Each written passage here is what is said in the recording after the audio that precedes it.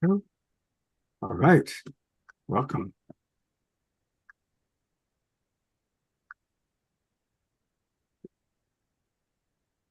Oh, come on. You know, this happens every now and then. I'll queue up our video, and for whatever reason, it doesn't play right off the bat. So, welcome everybody, but hang in there. We're going to give this a try one more time. And let's hope that this time it cooperates.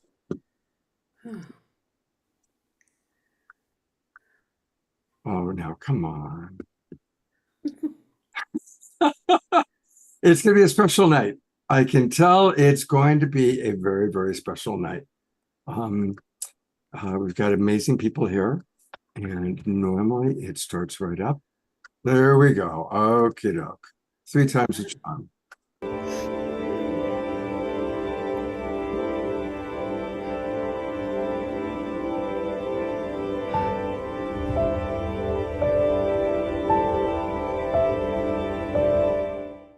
What if I were to suggest that you play a key role in the awakening world?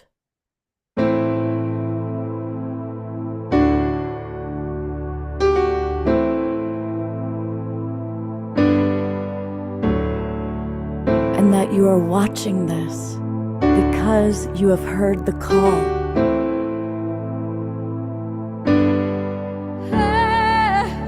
We can start right now by opening our hearts and minds.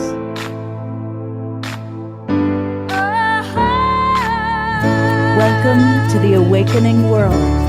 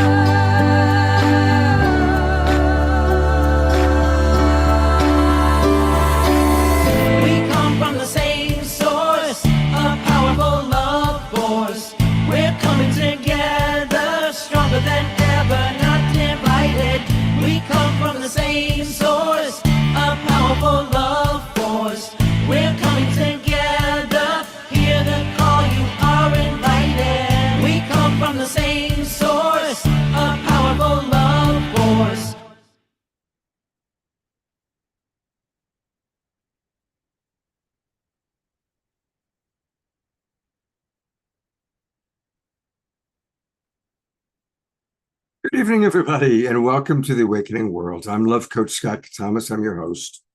And even though we're off to a little tricky start there, I want to share with you something that I said just while we were all in the green room, the cosmic Zoom green room.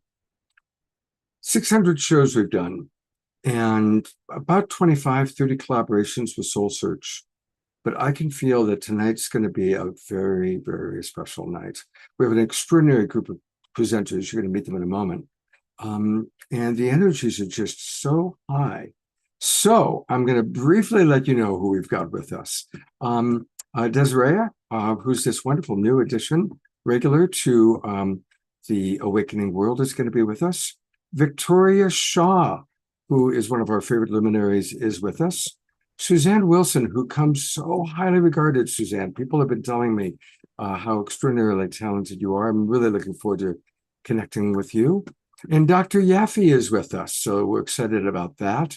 A new friend, Francie, is with us, and these are all part of the extraordinary group of Soul Search luminaries that are all brought together by the extraordinary Tangela, who will be co-hosting. We are especially excited that Kalina has come back to the show. She's going to be kind of kicking us off. But wait, there's more. I need to remove myself so there's room, because Cornflower is with us. And you know, when Cornflower is here, we are going to rock and roll. Our beloved Omashar is in England with his mom. So we have an extra musical artist, and Stephen Line is going to be with us. So these are your wonderful friends and luminaries that are going to be rocking us tonight. And also want to let you know that we're going to have a special experience. At the end of all of this, which is going to be quite a lot, we're going to have Ellen Steinfeld and Desiree and other people who are at Contact in the Desert down in Palm Desert coming in and giving us a report of what's happening. So get ready for a wonderful, wonderful evening. And I'm going to turn over to my wonderful co-host, Tangela. Welcome, Tangela. Thank you, Scott. It's so wonderful to be here as always. And I'm just so excited to feel the energy everyone is bringing here, the incredible Global Peace Tribe community, the Soul Search community, all of us coming together to raise the vibration on the planet. So it's so exciting what we're all really co-creating together tonight. And of course, every day, because it doesn't stop here. So, of course, welcome to all.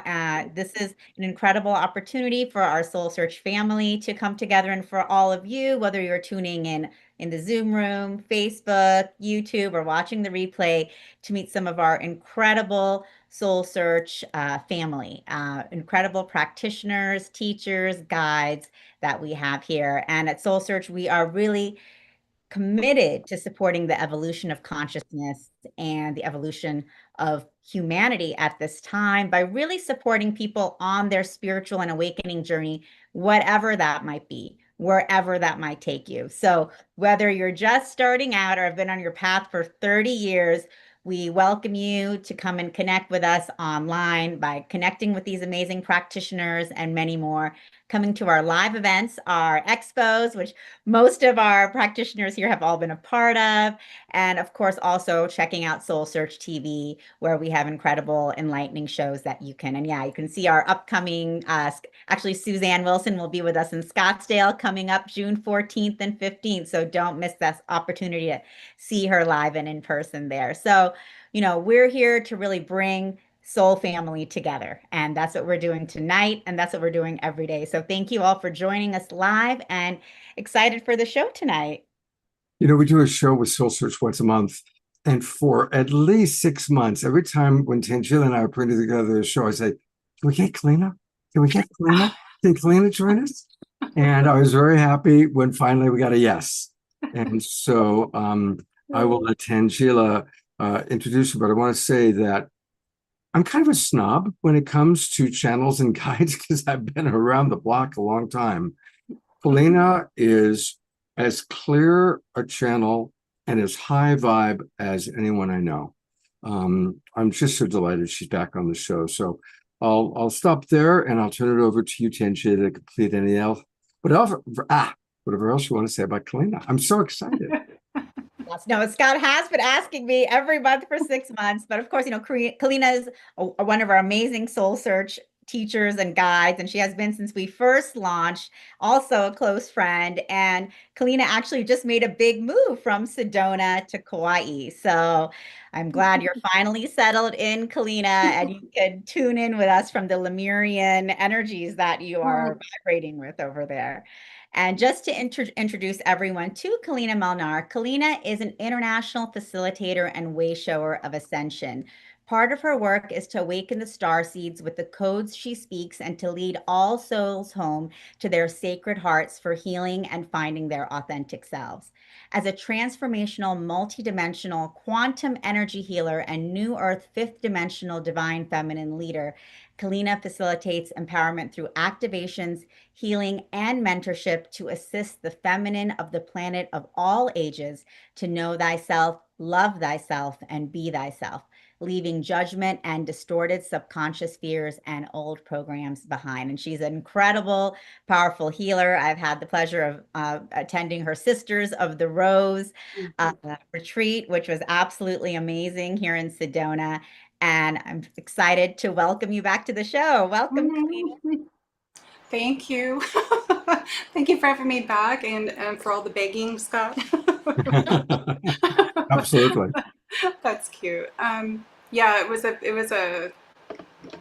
was my Saturn return last year. Still going through it, so I couldn't do a whole lot last year. So I'm happy to be here. Thank you for your kind words. I'm humbled as always. So thank you. So I want to actually open up and do something that I haven't done on here before. And for all of you that feel energy, you're going to feel this, but you're all going to be participating in it at the same time. So one of the things that I do now, I do this in my sessions for probably for a while, but I've never done it on an actual, I've done it on one other show. I haven't done it anywhere else yet. I want to do it here because I feel like there's a lot of people that will receive what they're going to need to receive. So what I'm going to do is first I'm going to have everyone align and drop into their divine sacred hearts. So for those that have not heard me do that before, you just have to say out loud, I now align and drop into my divine sacred heart. Mm-hmm. And you will feel, for those of you who feel energy, you're going to feel yourself going, you're going to feel that sacred heart expanding. And for those of you that don't feel, you can do it again. Make sure you focus on the sacred heart, which is right behind your thymus. Okay,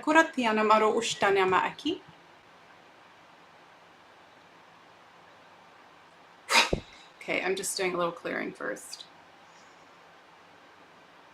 So I'm going to start running my frequency through everyone. You might start feel spiraling at the base at your root chakra, and it's going to just start going up. I've not done this on here before. Just allow it to start moving. I'm running my frequency through you. Allow yourself to breathe. When I'm running this high frequency through, what's happening is it starts to push things to the surface that you don't need to hold on to.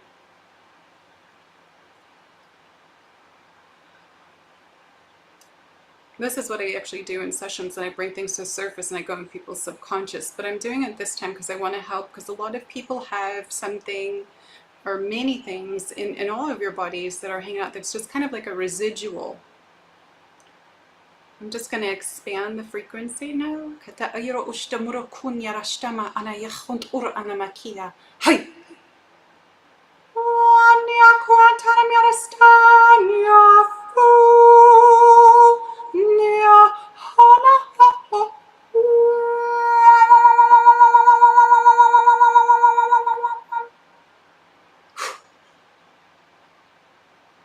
Release.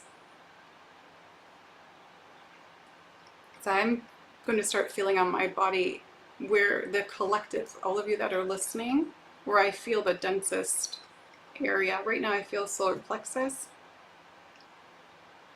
and throat. And yara una moriana anakia. So I'm just going to help move that. Sometimes you don't have to always know what everything is. Just allow it to be released. You don't have to chase it and what life it's from. Just let it go. Ka ana ana ora.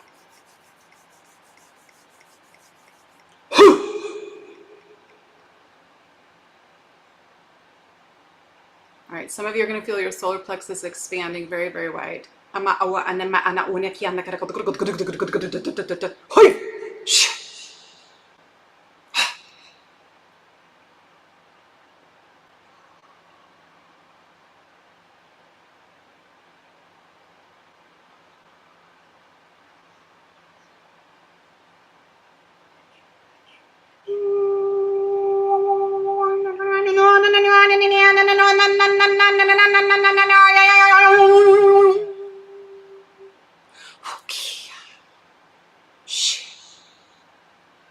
Just allow the different languages of light to work through you. Receiving them in your heart. Nama.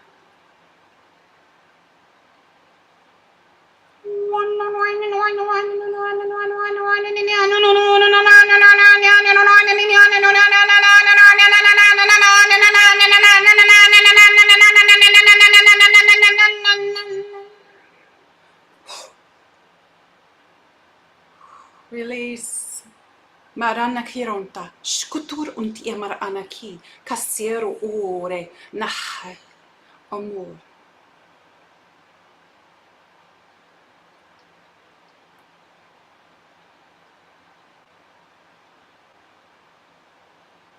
Fiamosh tamana, muchkurata, muratoe nenenia toetae, mache, hoik, totasha, hoik, ashama, hoik, Hey.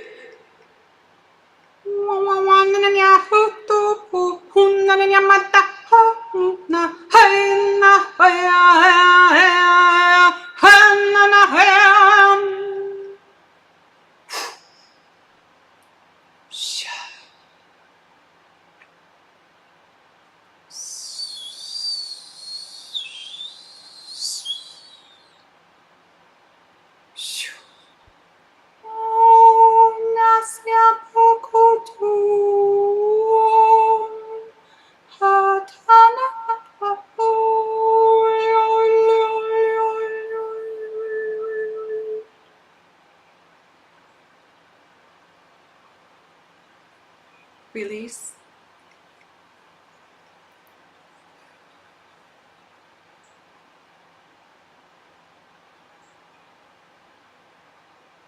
Releasing everything into the light of God that is surrounding you now and has been since before I started, because I forgot to tell you I wrote it down.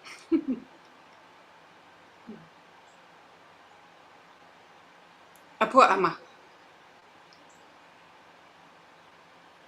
Okay, I just heard collective soul.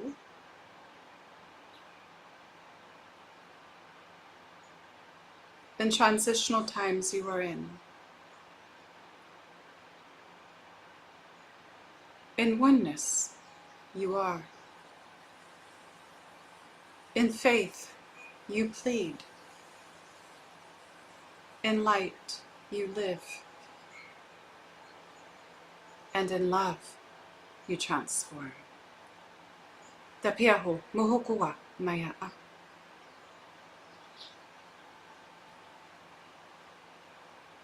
You may question, in faith you plead.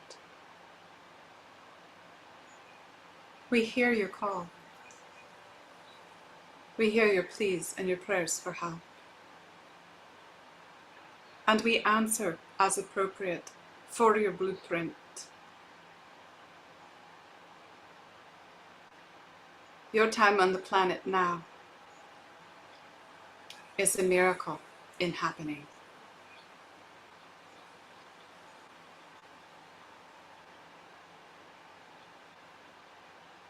See the truth in love, and love in truth. For the realms of Gaia embrace you when you embrace them. Mufuha mañana nahi. Remember who you are.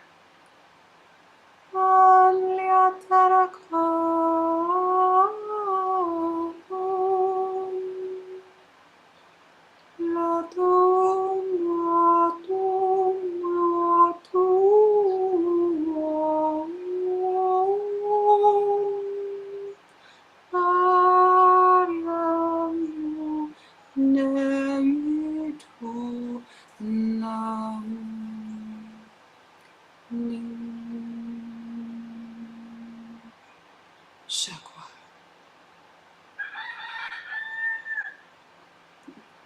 Amor. The rooster has spoken. Take a deep breath, everyone.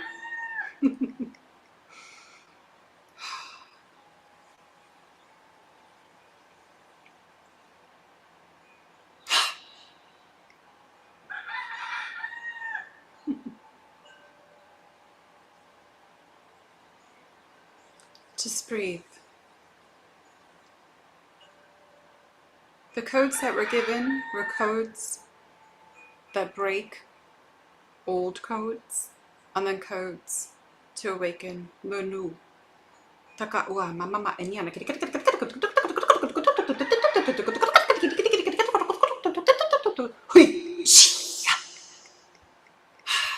There we go. Some of you are holding on to stuff. I feel it.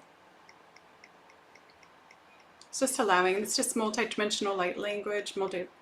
Light language is multi-dimensional.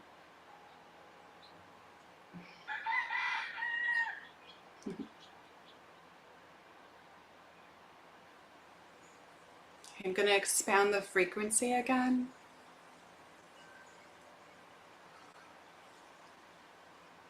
So you may feel your body spinning. For those of you that feel, just allow.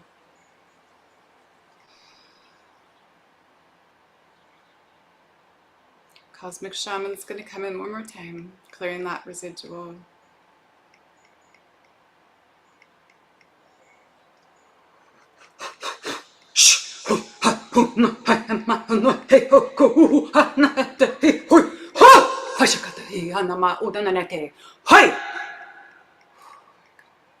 Let go.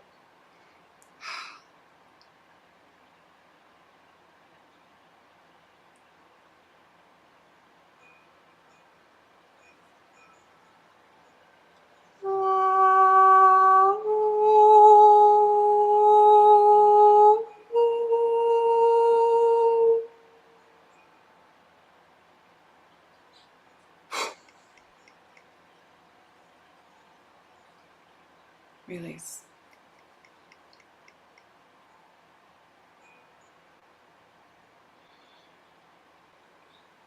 Take that deep, deep breath into the belly, breathing deep, and then into the lungs until the shoulders roll back.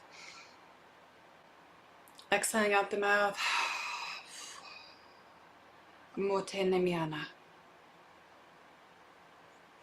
I receive.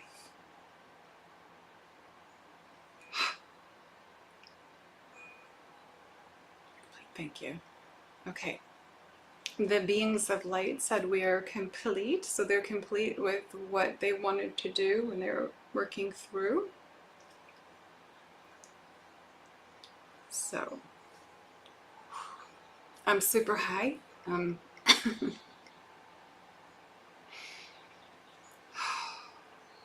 give you a moment to kind of come back in while I read some of the comments that have come in as a result of your experience just now, because people are deeply touched. Carol Craig just pointing out how powerful these light language codes are. Dr. Laura writes, wow, Kalina, I can felt you cleaning my heart chakra. So good. Bless you. Susan Bloomquist writes, oh, Kalina, what a gift. Carol Simus sending her love through emojis. We love our emojis, don't we? Kathy writes, I felt a lot of energy in the top of my head when your shamans came in. Susan writes, Kalina has given us a door to the universe. Stephen writes, very powerful, Kalina. And I want to acknowledge, I could really feel your Hawaiian influence more than the last time, in my previous experiences with you, the Hawaiian influence. You got some powerful kahunas working with you. Not to mention the rooster. The rooster can be a loudmouth right at the right times. Oh, I thought it was great. Bring in nature. Yeah, absolutely. I do have a kahuna on the property that within the first 24 hours of me being here, literally showed himself, and he's like 20 feet tall. And I started working on the land immediately. This was the middle of March when I arrived here. And I went around, brought in all the sacred elements and stuff. And that night it started pouring, lightning, thundering, which usually ends up happening wherever I go when I do that. I found out they were in drought. I didn't know that. But it's been raining ever since, every single day. I think there's only been 1 or 2 days that it hasn't rained since I've been here. But this kahuna called me. He said that I was kahuna of the sacred Kuna. I'll say that. I have to hold on 1 second. Kuna Ma of the sacred waters. That's what he called me. Kahuna Ma of the sacred waters. So I was like, okay, another label, right? It's beautiful. Kahuna Ma of the sacred waters. It's beautiful. Kahuna Ma. I want to let people know how they can find you. And like all of the people you're going to see tonight, all of the presenters, you can find her on Soul Search. You just go to soulsearch.io and it's Kalina-Malnar, or if you put it in the search Kalina, it'll come right up. And this is where you can learn all about her. You can send her a message. And Kalina, what would you like for people to know about what you're providing to people at this time? On my website, I think you and Tangela are on the front page of my website if you go to my website there. Here's your web. What a beautiful photo. Oh my heavens. That's Sedona. If you go down, I do have a webinar tomorrow, that Lemurian webinar right there. But if you right there at the testimonials Right.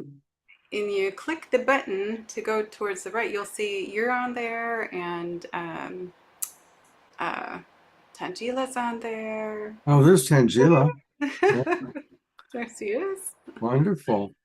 Well, Uh-huh. that's because people really, really, really love your work. Absolutely love your work. Thank you. Yeah. Um, I am working on new events coming because I had taken almost a year off, um, going through what I was going through last year. But there will be more coming, and but right now it's just the webinar that's tomorrow. I have a Patreon, and the webinar tomorrow is going to be a Lemurian portal that I'm opening. It's another initiation portal. They're always initiation portals, but it's a high frequency portal. And since I've been here, I've been working with the cosmic sea dragons. I have never worked with cosmic sea dragons before, so these will be new. I've worked with dragons for years, like 15 plus years, but these are different. They're like they're completely different. They're like a aqua blue, and they'll be coming through in the webinar tomorrow to assist with the frequency and the reconnection of what I always call the ocean mother's womb, from where we're all birthed, right? We have the cosmic womb and the earth womb, but they're going to do a reconnection in that portal. And it's going to help lead people to clarity because a lot of people are lost right now. They're very lost in this 9 year that we're having.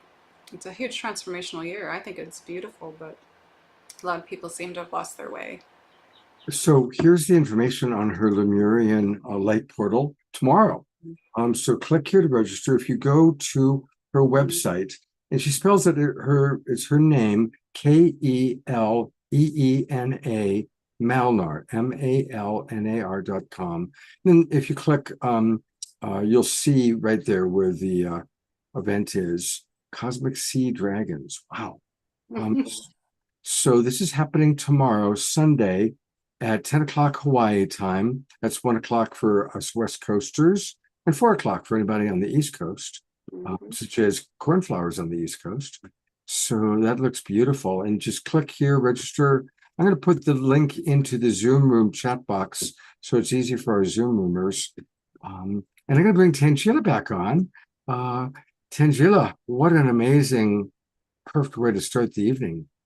Definitely. Very powerful, as always, Kalina, light language, clearing, collective clearing, and of course, bringing in all of those Lemurian and Hawaiian energies for all of us, clearing as well. Very powerful. And of course, people have a sneak preview of your Lemurian frequency webinar tomorrow with the Cosmic Sea Dragons. I love Yeah, that. it's gonna be new. That's new for me. I've worked with all the other dragons, but these are gonna be new. So I can't wait to see what's gonna happen. You never know what's gonna happen when you come on my thing. Also, I just want to warn everybody, they may say 90 minutes, but sometimes or most of the time it goes way over. So sorry. I Yeah, can't stop what comes through. I also want to encourage people to join your YouTube channel. Oh Do you yeah, still, once a month, I assume you're still doing your monthly events, and I've clicked it, I've subscribed, and I always like to listen to her kind of once a month what's going on in the world. And she has such clarity, and yet she presents it with a lot of fun and playfulness, as you probably saw today. So it's you have this beautiful combination, Kalina, of fun and wise. Fun and wise. well, thank you. And you know what? My human design is to be enjoyed. And we need more of that. We've been talking about that lately. Obviously there's a lot going on in the world. And there's a lot that we can be afraid of and a lot that can freak us out. And I have friends that are just glued to the computer with the latest horrible headlines and news. And I think it's really important for all of us to sing more, dance more, laugh more. We've got to raise the vibration to counteract all that negativity. Absolutely. And that's the Lemurian frequency and the frequency of the fairies that come through me all the time too. So they'll be, I'm sure, showing up tomorrow as well. Definitely. You're always surrounded by fairies. We were at Kalina's I, home before she moved, and my husband Charlie came in through the door and he was like, "Oh, I just saw a couple of fairies hanging out outside." I was like, "Well, of course you're going to see that at Kalina's house." course, it bears with me since I came back from Scotland years ago. And of course, stay tuned because Kalina will be having her own Soul Search TV show. It's coming. So everyone, stay tuned for that. It's going to be definitely very cosmic as everything Kalina does. So we're really excited for that too. So thanks for Thank being you. here. Elena, thank you so much. Beautiful. Thank you. Thank you. Well, speaking of joy, this man brings so much joy. Just as I was super excited, Colleen is going to be on the show. Also, Cornflower. I mean, back to back. This is like Babe Ruth and Lou Gehrig, for you baseball fans. Here he is. And you know, Cornflower comes all the way back when we were doing Saturday Night Live for the Global Peace Tribe. We discovered Cornflower, or Cornflower discovered us, and it's been a love affair ever since. He's absolutely as favorite a musical artist as we ever have. We've done many special events with him, so it's always special to have Cornflower with us. And Cornflower, give us an update. It's been a few months since you were last with us. How are things going for you, partner? You know, it's been a lot. This Kalina was talking about the 9 year. It's been a big transformative year. A lot of up leveling, a lot of what's going on. Oh, right, this is what we're doing. Kind of energy, and but yeah, a lot of up leveling for me. Just got off of my Kabloom Spring Tour, 14 dates across the United States, and that was incredibly successful. And got the dear loving opportunity to go back to the West Coast and hit up some of my favorite spots and return to Ashland, which I lived in for 18 years, and see all of my people, and wept and cried when I walked into the co-op, and just like, I mean, it was so funny. I walked up to check out, and the woman who used to check me out when I would go there for years was there, and I saw her, and she goes, "Oh, I haven't seen you in a while." And I just went, "Oh!" Totally lost it. For all of you Harry Potter fans, I feel like one of my Horcruxes is in Ashland, Oregon forever. So, yeah, definitely. It's been a great tour, and just gearing up for the summer and working on recording. Just released a podcast interview. Evan Burton of Indubious, a.k.a. Heaven Zest, just interviewed me for his Living Indubiously podcast. You want to check that out. Look up Living Indubiously on your favorite podcast channel.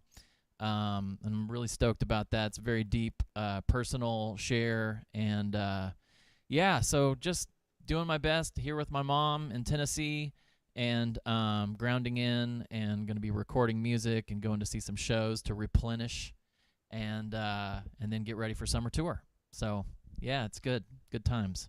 Beautiful. And how's your mom doing?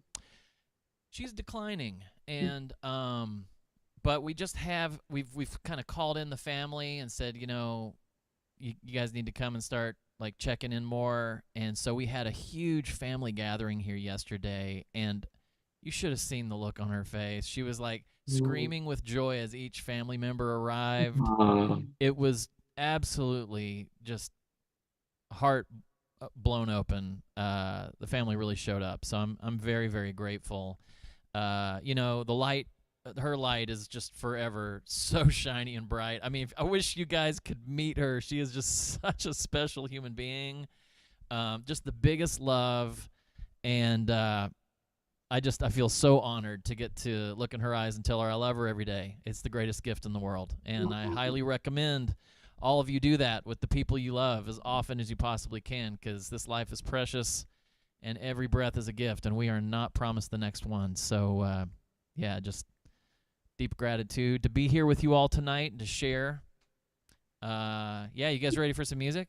Absolutely. Deep gratitude, though, to Mama Cornflower. Oh, yeah, give it up to Mama Cornflower. Barbara Allen Williams Cohenauer is 82 years young and is just showing up with so much courage, and just I'm so proud of her. She's just such a beautiful light. Well, yes, we are ready. Get ready to move and groove. I can see Reverend Jeffrey's already. Eleanor Joy's already up. She's already dancing. People in the chat box are already sending messages. Cornflower is back. So Yay. The excitement is building, and take it away, brother. All right, here we go.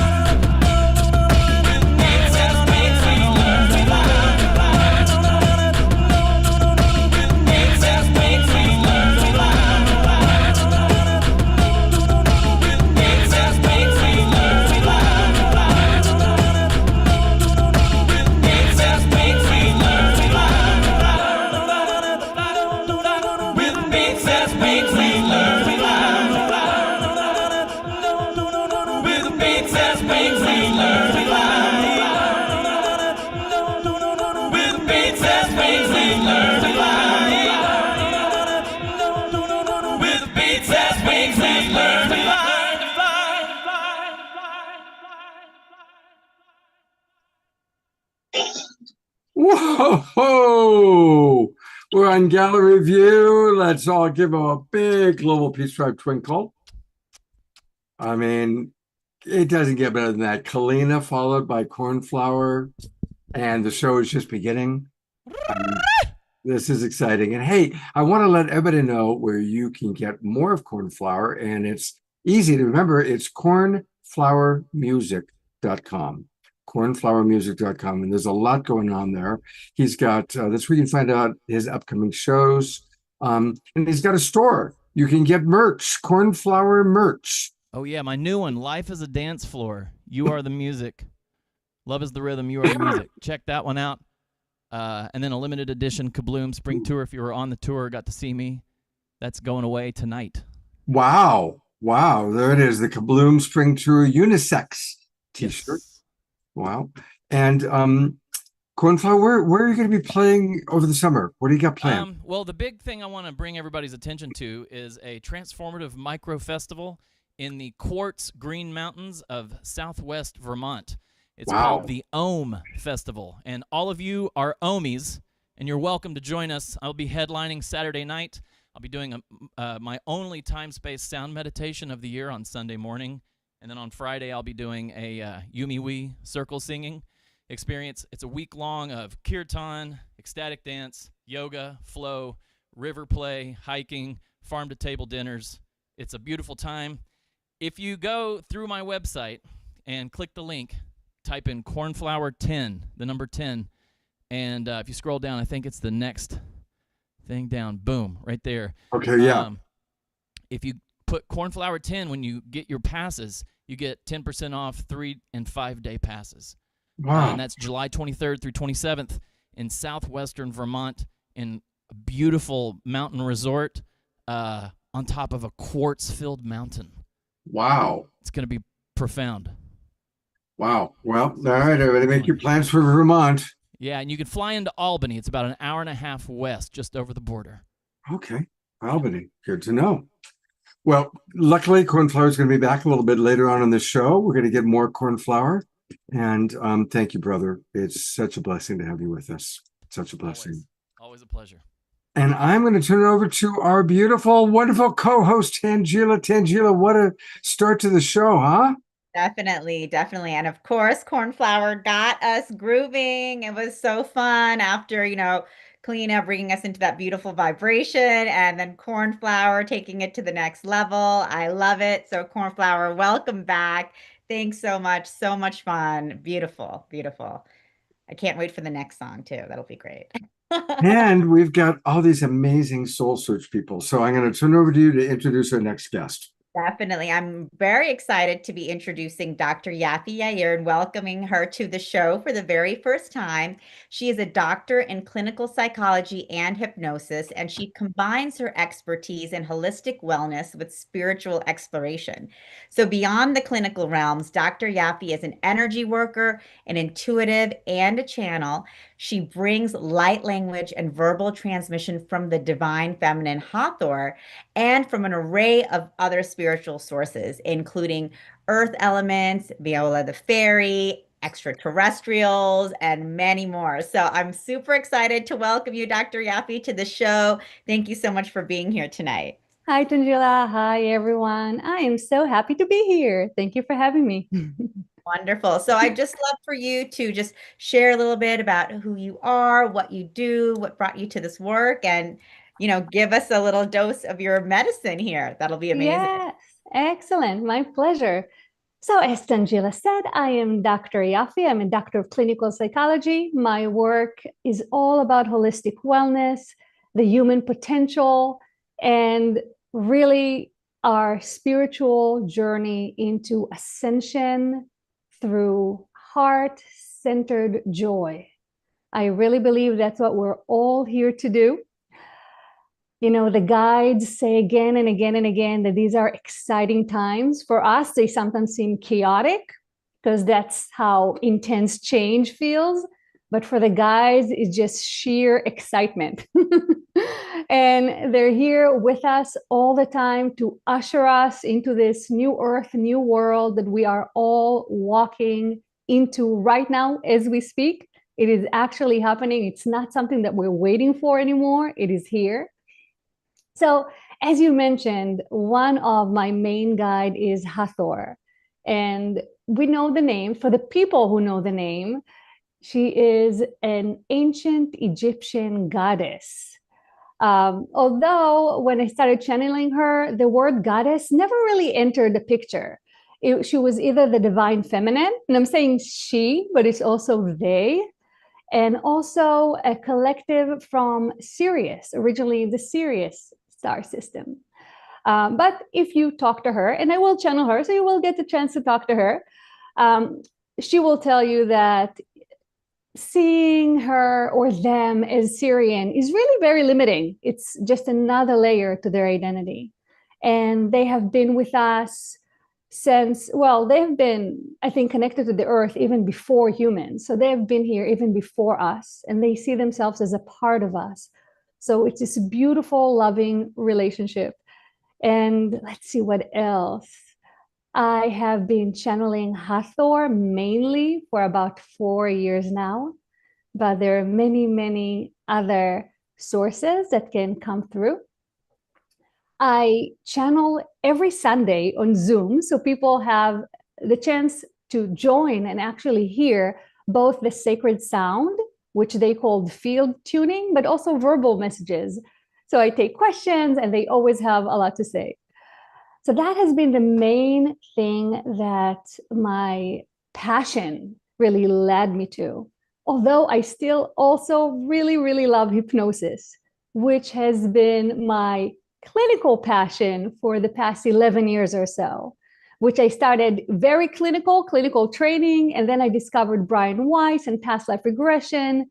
And then Michael Newton with Life Between Lives, and then Dolores Cannon with QHHT, and I kept on taking more and more courses, and hypnosis was really my main passion until I fell into channeling, which became my life and my joy. So what I'm going to do is I'm going to share with you some of Hathor transmissions. So I'm going to go into channel mode. And Tangela, Scott, do you want to ask questions? Do you want to converse with Hathor, or do you want just whatever message to come through, or both? Both. We do have a question right off the bat. Just if you could share a little bit more about who Hathor is, a little bit more about who Hathor is, and then we would love to hear the channeling that comes through you. Yes. So from the beginning, when she or they, and I'll explain the she and the they part too, came through me, I felt her as the divine feminine, the soft, loving, nurturing, the archetypal mother of all. So that really, for me, is their essence and what comes through. However, the name Hathor comes from ancient Egypt. And in ancient Egypt, they had all these different gods and goddesses that they specify were actually in the physical. So they're not just etheric gods, so they're actually beings that they interacted with. And Hathor is one of the main Egyptian gods. She is often depicted with the head of a cow, horns of a cow, face of a human with pointy ears, and horns of a cow. And that is because she was said to nurse all the other gods, to give from her milk. She was the mother of all the other gods. So you have again that element of nurturance, the divine feminine, and taking care of everybody else. So that is really where we know the name Hathor from as an Egyptian goddess. But as I mentioned before, it is just, yeah, I see Carl put her image in the chat, and that is the main image that if you Google her name, that's what you'll see, with the horns of the cow as the mother. But as I mentioned before, this is just one layer to their identity. And as you hear, divine feminine is really broad and really big.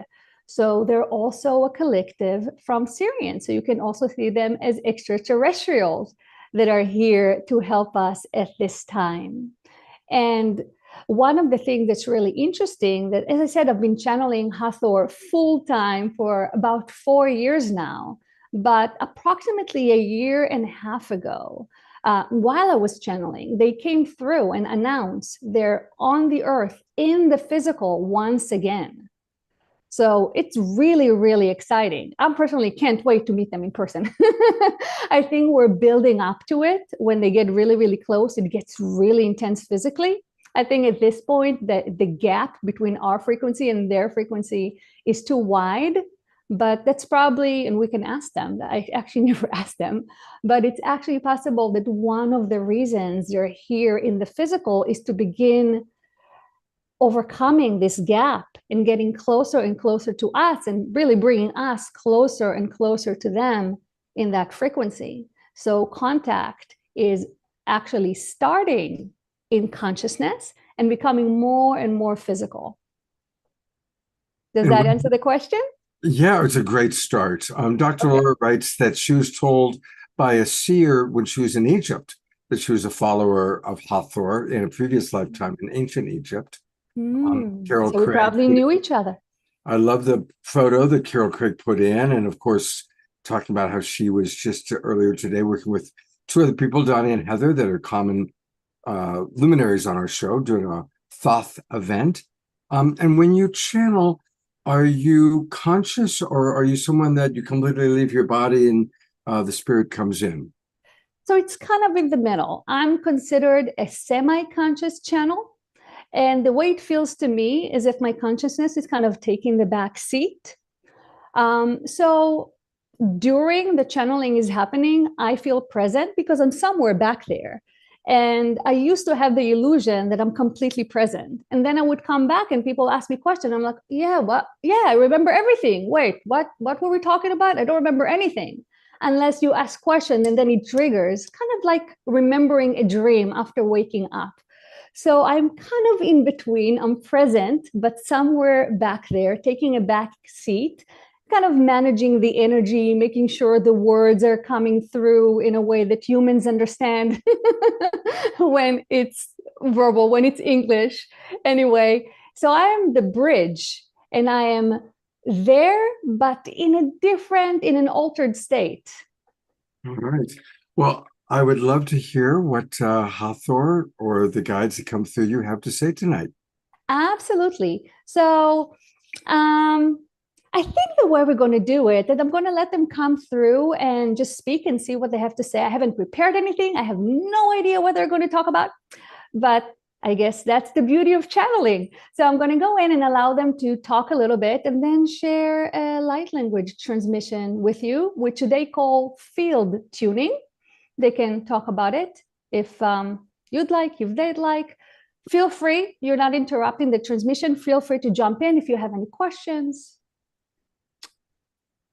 And we're good to go. Okay.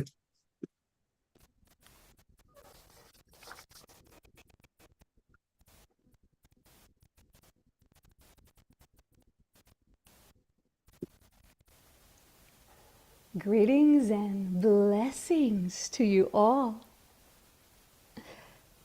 It is our pleasure to be here in this beautiful space. Even though we have not even started the field tuning, we feel that some of you can already feel us, feel our presence in a very physical, visceral way. This is because there are several reasons, but one of the reasons is because all of you, every and each one of you, is becoming more and more sensitive to different energies and more aware of subtle environmental existences. So you're all aware of your physical senses and now your subtle senses, which most of you have been actively working on awakening and improving, have reached a point where there is a burst, there is a massive collective opening of the subtle senses. As a result, people are more intuitive than ever before. And you can feel it individually for each and every one of you. But also, as a result, you are more sensitive than ever before. So, if you've noticed your mind being extra chatty or extra critical, or if you notice that you are more emotionally sensitive than you were, maybe than you would like to be, taking things to heart, feeling things so deeply, let us reassure you that you are doing just fine. Make sure to take the time to be gentle and loving with yourself. That means reducing self-criticism and increasing self-acceptance. But doing those in a very active way. These are not passive lessons. No more. Maybe they were for a time, on and off, but now these are not passive lessons. Now these are lessons that you must apply actively and sometimes forcefully. Now notice the paradox. You are asked to be gentle, loving, and accepting with yourself, yet you're asked to do so forcefully.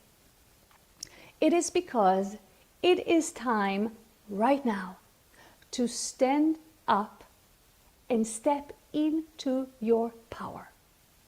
It is time right now to be a warrior of truth, a warrior of love.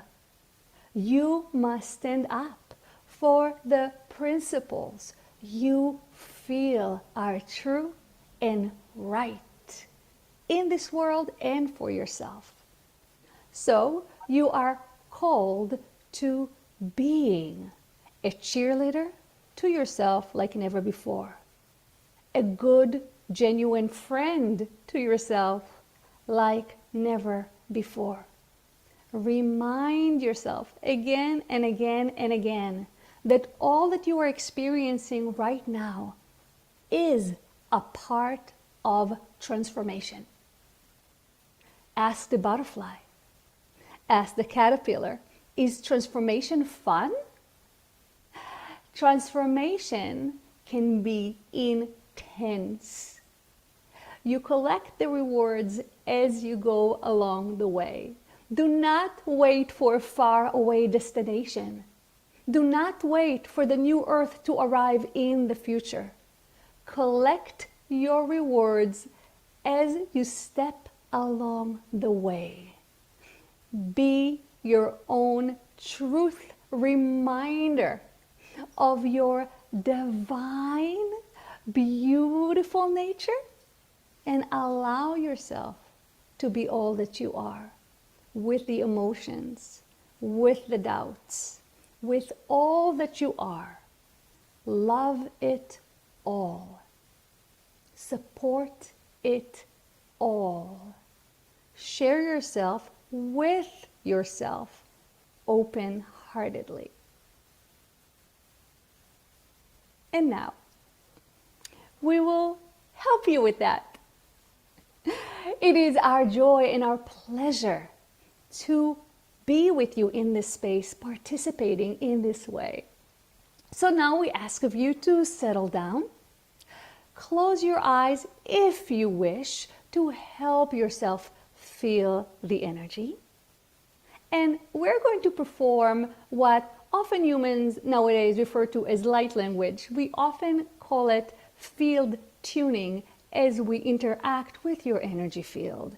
Help you expand, help you clear, help you ground. Grounding is extremely important. So you can feel your heart open and your own energy flowing like never before. So settle in. Open your hearts now and feel the energy.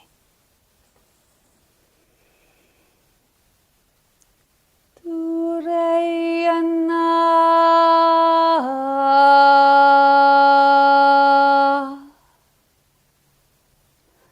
Huranaiye Heranaya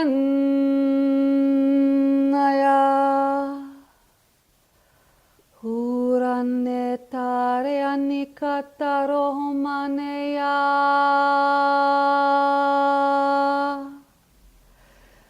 Herianniena Romanaya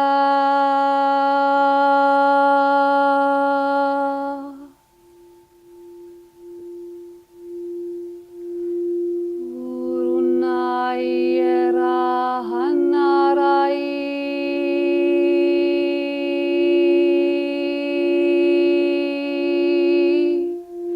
Irena Korostaniatarama Hekaromaniati Ukroniana Harea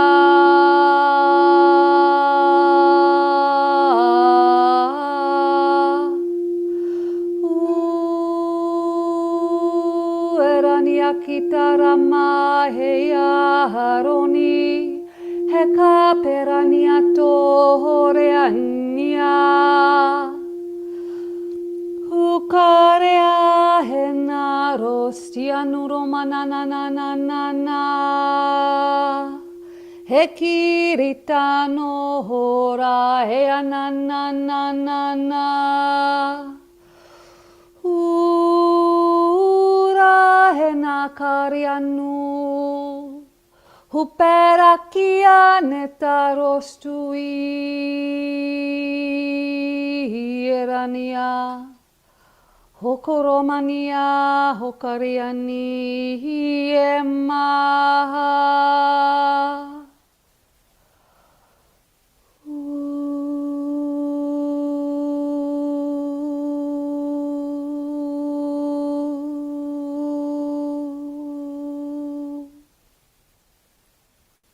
Take a deep breath.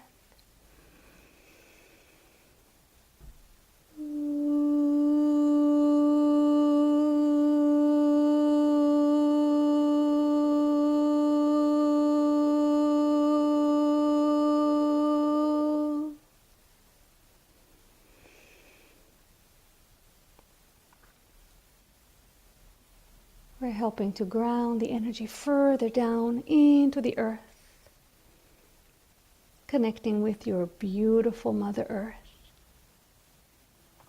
Carries many, many benefits. We're still moving the energy. So you sensitive ones are feeling it moving. That's quite all right.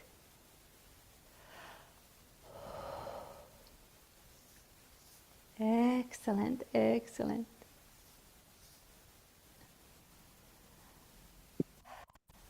We are going to close the transmission, take the back seat, and bring you your Yafi back for further discussion.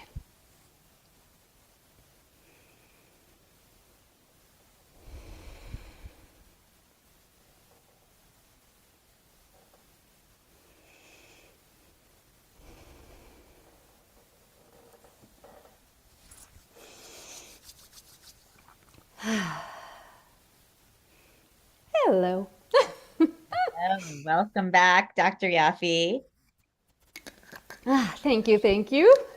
Thank you for the transmission. Beautiful. Thank you. You are most welcome. And I love what they were saying in the transmission about, of course, being gentle with ourselves and loving, but then being forcefully so. Yes, yes. They often introduce concepts of paradox.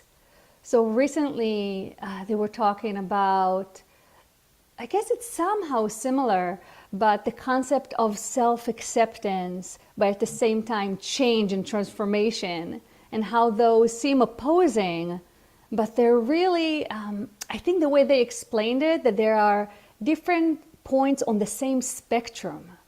So things that we may see as complete opposites actually work together and complement each other in this spectrum of dynamic.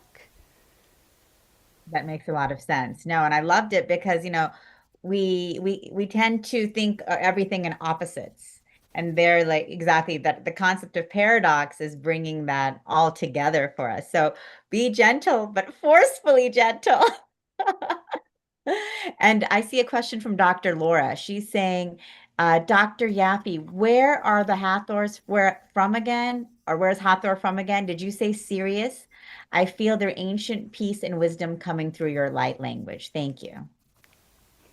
Yes, you're most welcome. And yes, they are originally, when they were, the way they explain it is that when they were in the physical and turned into this collective, they were in the Sirius star system, more specifically Sirius B. That's actually information that very recently came through, so I didn't know it was specifically Sirius B. But they are operating on many different dimensions, and really at this point, their Sirian identity is more of a frequency than a location. Hmm.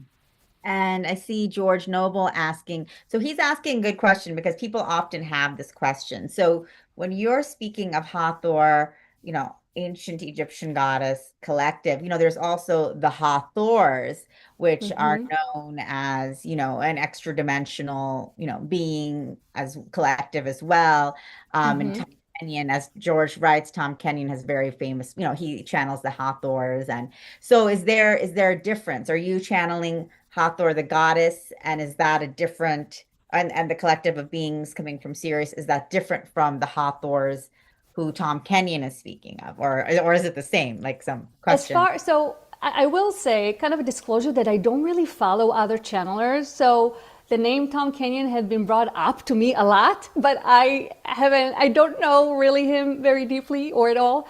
But yes, from what I understand, it is the same group, it is the same Hathor. However, each person that connects as a channel kind of creates their own pathways, and they are part of the transmission. So even though it is the same being, the energy and the frequency may be slightly different because the bridge, the channel, is a part of the transmission and a part of that whole. Okay, beautiful. That's really thank you for that answer because that actually comes up a lot, the connection between Hathor, Syrians, the Hathors, and I see here, George is saying, also connected to Lyra. And there. Ah, I see. So, like I said, Sirius is just one thing. They're connected to a lot of different frequencies. We're used to thinking of, even I see I'm not reading the whole thing, but I see Venus jumping there. So we're used to thinking of Venus, of Sirius as locations. But in higher dimensions, those are really frequencies rather than physical locations. Just like we have as humans, we're multidimensional. We have existences and realities in higher and higher dimensions. So do planets, so do stars. And as we know, in higher dimensions, time is timeless. So you really have what we would perceive as very, very, very advanced beings working with different portals that we consider physical objects, like Venus or the Sirius star and many others, including our own planet Earth. Beautiful. Now, is Dr. Yaffe going to be part of Soul Search TV? I hope so. We haven't spoken about it yet, but we'd love to have Dr. Yaffe and the Hathors coming in and, of course, sharing their frequency and their wisdom. And as you all felt tonight, their frequency is such a gentle yet powerful energetic. Yeah, that's a really good way to describe it. Mhm. Well, I want to let people know how they can get more of you. Her website is beautiful. Again, her last name is Dr. Yaffe, Yafi. That's So my the first website name. is Yaffe Channeling. Oh, I'm sorry. You're right. Yes, sorry.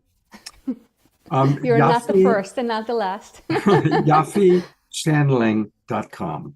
YaffeChanneling.com. And that's where you can learn all about Dr. Yaffe. And yes, we are in a big shift. It's happening now. And She's showing up. There's our friend Alan Steinfeld, who's Yes. going to be on the show a little bit later on tonight. So there's all sorts of YouTube videos where you can go deeper into her work. And do you do private session work, Dr. Yaffe?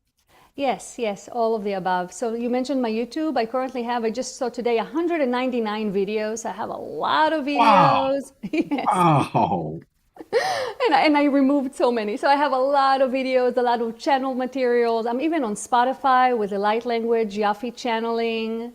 Um, I do past life regression groups. I do channeling groups. I teach channeling in light language. And yes, I also do individual sessions. So all of the above. wow. But I'm going to go to YouTube for a moment here. So here is her YouTube channel. Again, just go to youtube.com and it's Welcome, everybody. Happy Mother's And Day. Ruben starts talking. and it's her name, Yafi Yair, Yafi Yair. And that's where I'm going to subscribe. I don't know if I'm going to have time to watch all 200 videos. So I'm going to watch some of them. That's for sure. And they're going to be more soon. So. A pineal gland activation. Now, see, that's the kind of thing that's so valuable. Anything we can do to activate our pineal gland. Do you want to talk briefly about that? I just happened to notice that that's one of your videos, and that's like the key to our awakening. So the video that you saw is a light language transmission, not verbal messages, and it specifically aims. So there are different light language activations. They often call it, again, field tuning or light language blessings. I notice the guides don't really use the word activation. It seems more like a human term. But yes, so there are different light language transmissions for different purposes, and this specific one was to activate the pineal gland so we can utilize it more in opening our inner vision. And even in the intro today, they actually mentioned subtle senses. And that's really a part of the evolution that we're experiencing now. And the pineal gland is a part of it, of being able to open up all our subtle senses. So subtle vision, subtle hearing, subtle feeling, right? Subtle emoting, even subtle compassion, the way we're tapping into the environment and other people. So the pineal gland is a part of our current transformation into a more aware human. That really jumped out at me. So I think tonight, at the end of everything, I'm gonna check that out. An evening pineal gland opening. So wonderful to meet you. I hope you come back and be on the show again. Please. Great. Well, thank you. Wonderful having you here, Dr. Yaffe. Thank you so much. I love you guys. Thank you. Stick around. Great music coming up, including Stephen Line. Tangela, do you want to introduce our next musical guest? Yes, of course. I'd love to. So I'm excited to be introducing Stephen Von Line. He is an internationally recognized musician, intuitive healer, and transformational life coach, dedicated to helping people reinvent themselves, find happiness, and manifest their best life. A Reiki master since 1995, Stephen offers intuitive healing sessions using Reiki and spiritual response therapy to clear past and parallel life blocks, and has attuned students around the world for over 30 years. As a composer, producer, and multi-genre performer, Stephen has formed bands in multiple countries, including 2 active bands in Brazil, performing to sold-out shows for the past 15 years. And he's currently offers sound healing and live music in Sedona and beyond. He was just in Hawaii doing his live music. He does amazing live music here in Sedona with his duo that he's got here. And of course, he was also performing in Brazil, where he's really renowned. And so, of course, Stephen, welcome to the show. Welcome back. I'm so Thank you. here. So great. So great. I don't know if you can hear me correctly. I'm hearing an echo in my headphones, but is it coming through okay? You sound great. Yeah. Okay, great. All good. That's all that counts. So yeah, I've been blessed my whole life, really have. I've been lucky in love. And I think the reason why is because I don't have attachment. Like a lot of people get real kind of attached to their mate in a way that is not that healthy. I'm not saying that everyone does, but a lot of people do. And I think, Scott, you probably know that, you know, in the work that you do. But I have this, you know, I mean, I fall in love deeply and for real, and I'm present 100%. And then when that episode ends, I move on to the next thing. And I never know what that's going to be because I'm totally guided by spirit in everything that I do. So today I'm going to sing a song. This is a song that I wrote for my ex-wife when I was in Brazil. And I did learn Portuguese when I was in Brazil. So this song is in Portuguese. And part of it is in English, but most of it is in Portuguese. And it's just all about, it's called Me Olhos, and that means my eyes in Portuguese. And the reason that I wrote this song was because I felt like I was so grateful to wake up by her side every day. And so the song is Eu quero ver você, I want to see you every morning. And then it says, I want to see you every day. And so let me just play it and see how it goes. It's kind of a kind of a bossa nova flavor.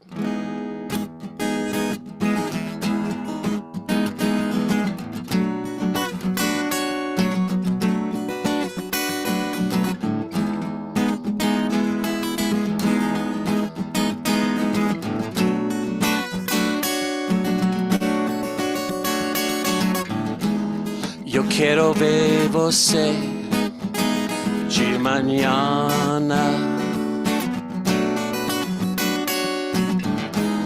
Eu quero ver você todo dia.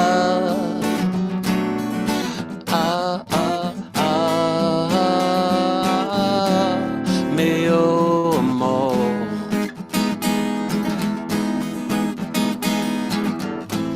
Eu quero ver você agora.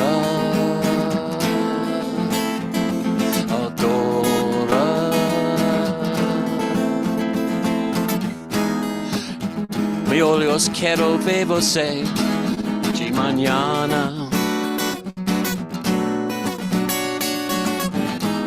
Eu quero ver você todo dia.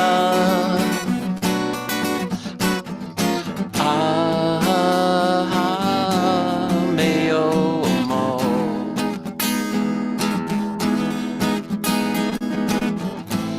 Eu quero ver você todo dia.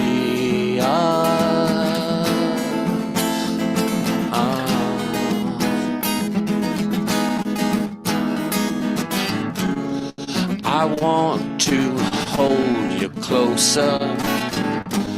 I want to see you every day now. I want to touch you close now. I see you every day now. Tá bom, meu amor. Da da da da da, da da da. No. Da da da da da, da da da.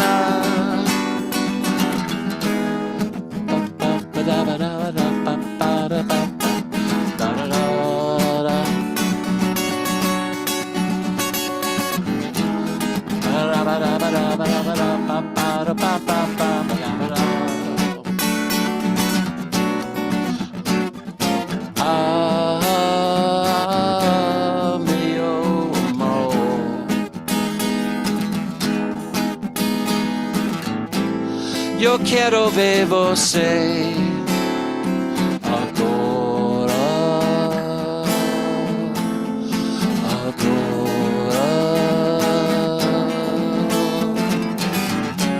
I wanna hold you closer. I wanna see you every day now. I love you so much more now. I can't even say da-bomb, da-bomb, you're more. Oh. Da-da-da-da-da, da-da-da.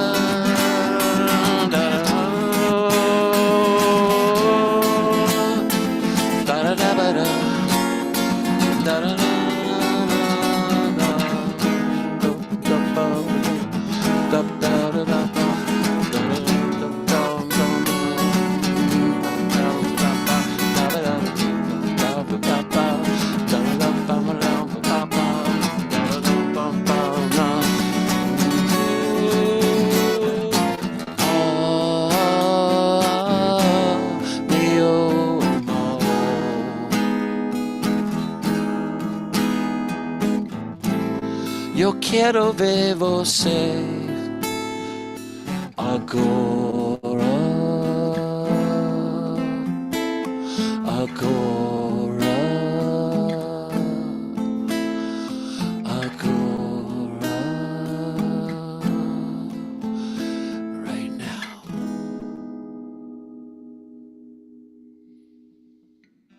Gonna go to gallery view. Let's give Stephen and Desiree a big twinkle. I thought that would be a good song to really enjoy Desiree's beautiful movement and dance. You were dancing so perfectly. I love it.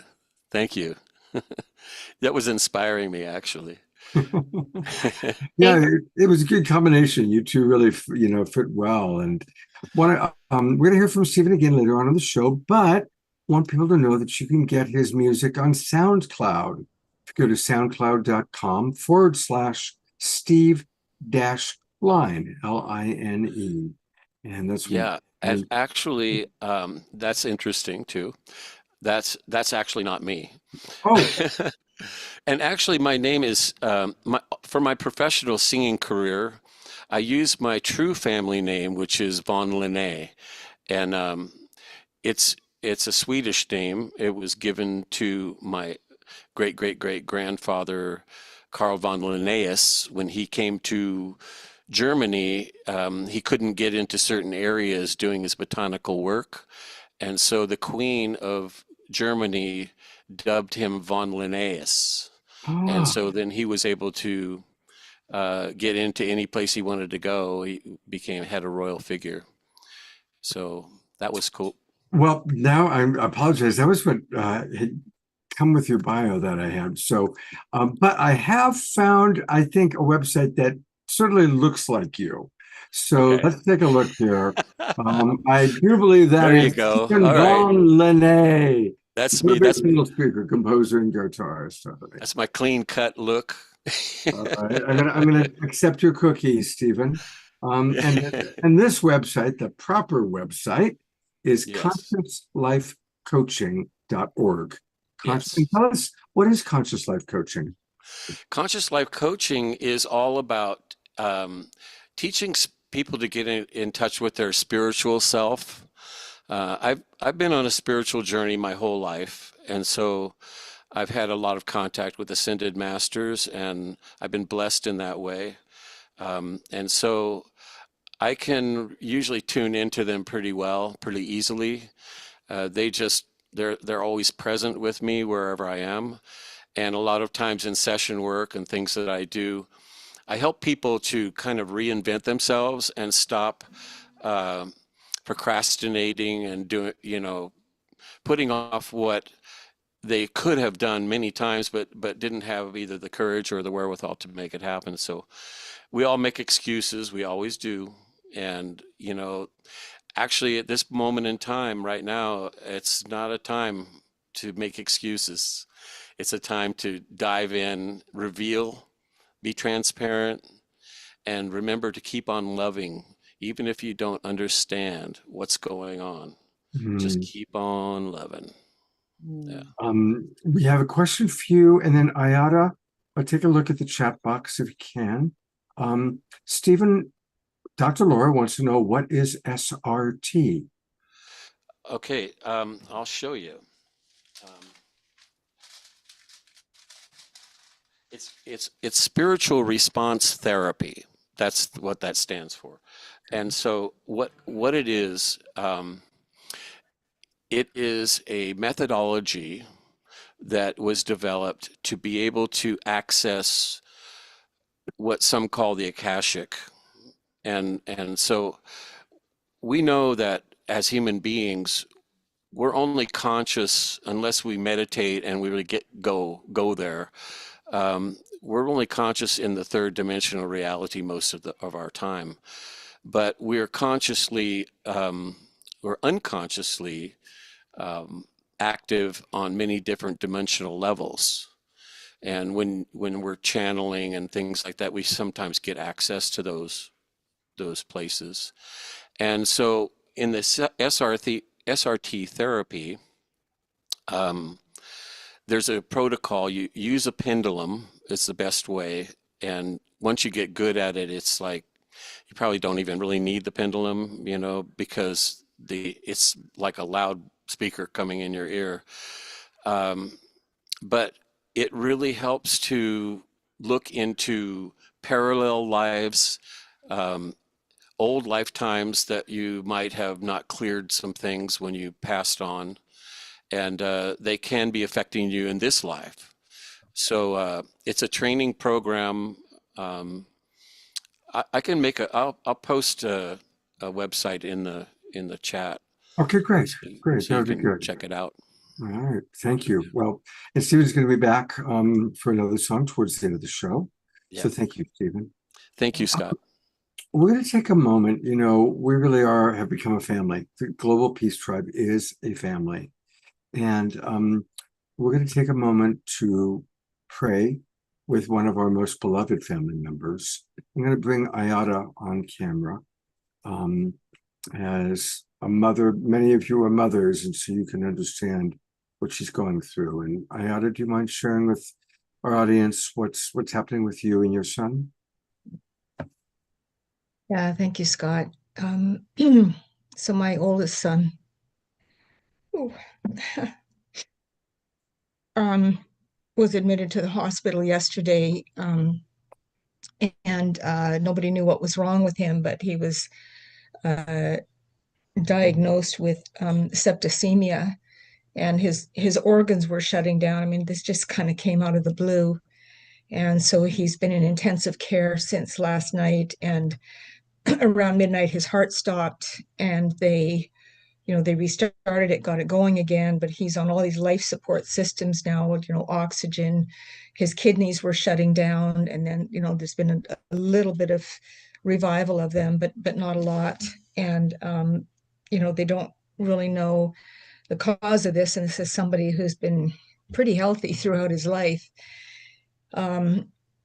So yeah, it's a very scary situation, and unfortunately, for some very complicated reasons, I'm not able to get back up there with him, but all the rest of the family is there with him. So yeah, I would just appreciate all prayers, and well, maybe just hold up this photo of my family. This is all my kids, and he's the one in the middle. He can't see too well, I'm sorry. Oh, we But, see, we can see. Yeah. okay, yeah, he's the one in the white shirt, the tall one in the middle. He Yeah. definitely stands out. Okay. Yeah. Yeah, and his name is Sun, S-U-N. So Yeah, I just talked with my kids there a few minutes ago, and they're saying there hasn't been any change, really. I was hoping that with some of the prayers that have been going to him that there would be a little bit, but so he's in a medically induced coma. I'm not sure if I said that. And when I was able to FaceTime with him earlier, I could see some very subtle signs that he was taking it in, that he could hear me. So yeah, I just welcome all prayers and healing energy. okay, well, what we're going to do is we're going to go to gallery view, and we're all going to invite everybody to just tap into your most highest self. And we're sending maximum grace to Sun and Ayada and the doctor. His name is spelled S-U-N, like the sun in the sky. So maximum grace for Sun, S-U-N, and Ayata, and the doctors and caregivers that are taking care of him, both on the physical plane and on the higher dimensions. Maximum grace.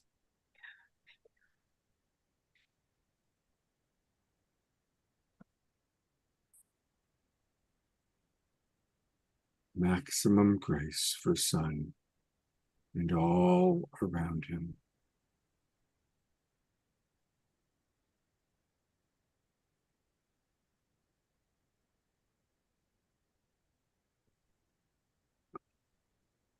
And maintaining this beautiful healing energy that we're all in, this connection. Let's also send prayers to our beloved Omashar, who's with his mother, who's in serious decline. He's in England with her right now. So lots of love and maximum grace to Omashar and his mum.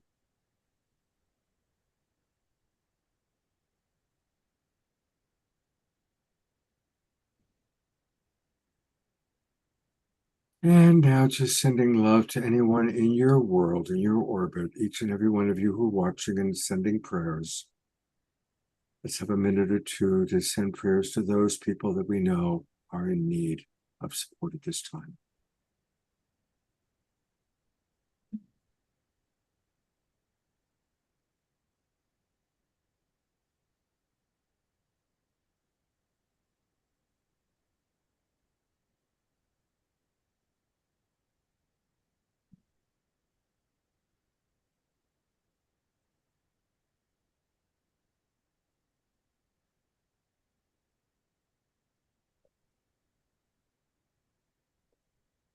Slowly kind of coming back into the room.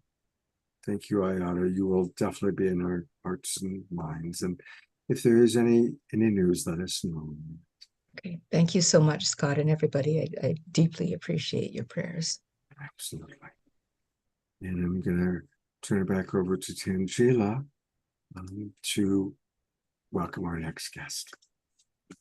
Thank you, Scott, and love and healing to Son Ayata. We're all sending, we're just wrapping him with the green flame of Archangel Raphael and just filling him full of most beautiful, blissful healing energies and seeing him healthy and whole. So blessings to him and blessings to you. Sending you so much love. Thank you, Scott, and thank you all, family, for coming together to support Ayata and Son, and of course, Omashar and his mom. It's so beautiful we can do that together in this way. And I'm delighted to be introducing our next guest. Suzanne Wilson, known as the Carefree Medium, is an intuition educator, spiritual teacher, and medium with abilities that have undergone scientific study and validation. From childhood, Suzanne engaged with benevolent spirits through her innate clairvoyance and clairaudience. She discreetly honed her skills as an adult to safeguard her conventional career until a near-death experience profoundly altered her life's direction. Suzanne is the author of the best-selling book, Soul Smart: What the Dead Teach Us About Spirit Communication. She hosts the popular Carefree and Conscious podcast. And we're delighted to have you back on the show, Suzanne. Welcome. And we're excited to see you in person in 2 weeks at the Scottsdale Expo. So welcome back. And thank you so much for being here. Oh my gosh. Thank you, Tangela, and thank you, Scott, and thank you to this community. Community is one of the most important things on earth to me. I would like to begin with a poem, and you can just put in the chat box if you know who wrote this poem. I'm sure someone will recognize it. This is my wish for you. Comfort on difficult days, smiles when sadness intrudes.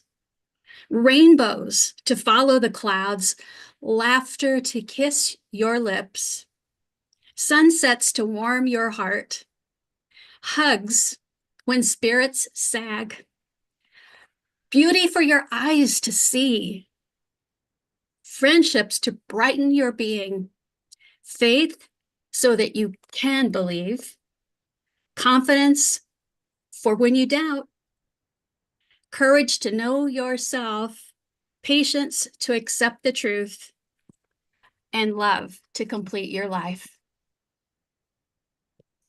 Who wrote that? Anybody know?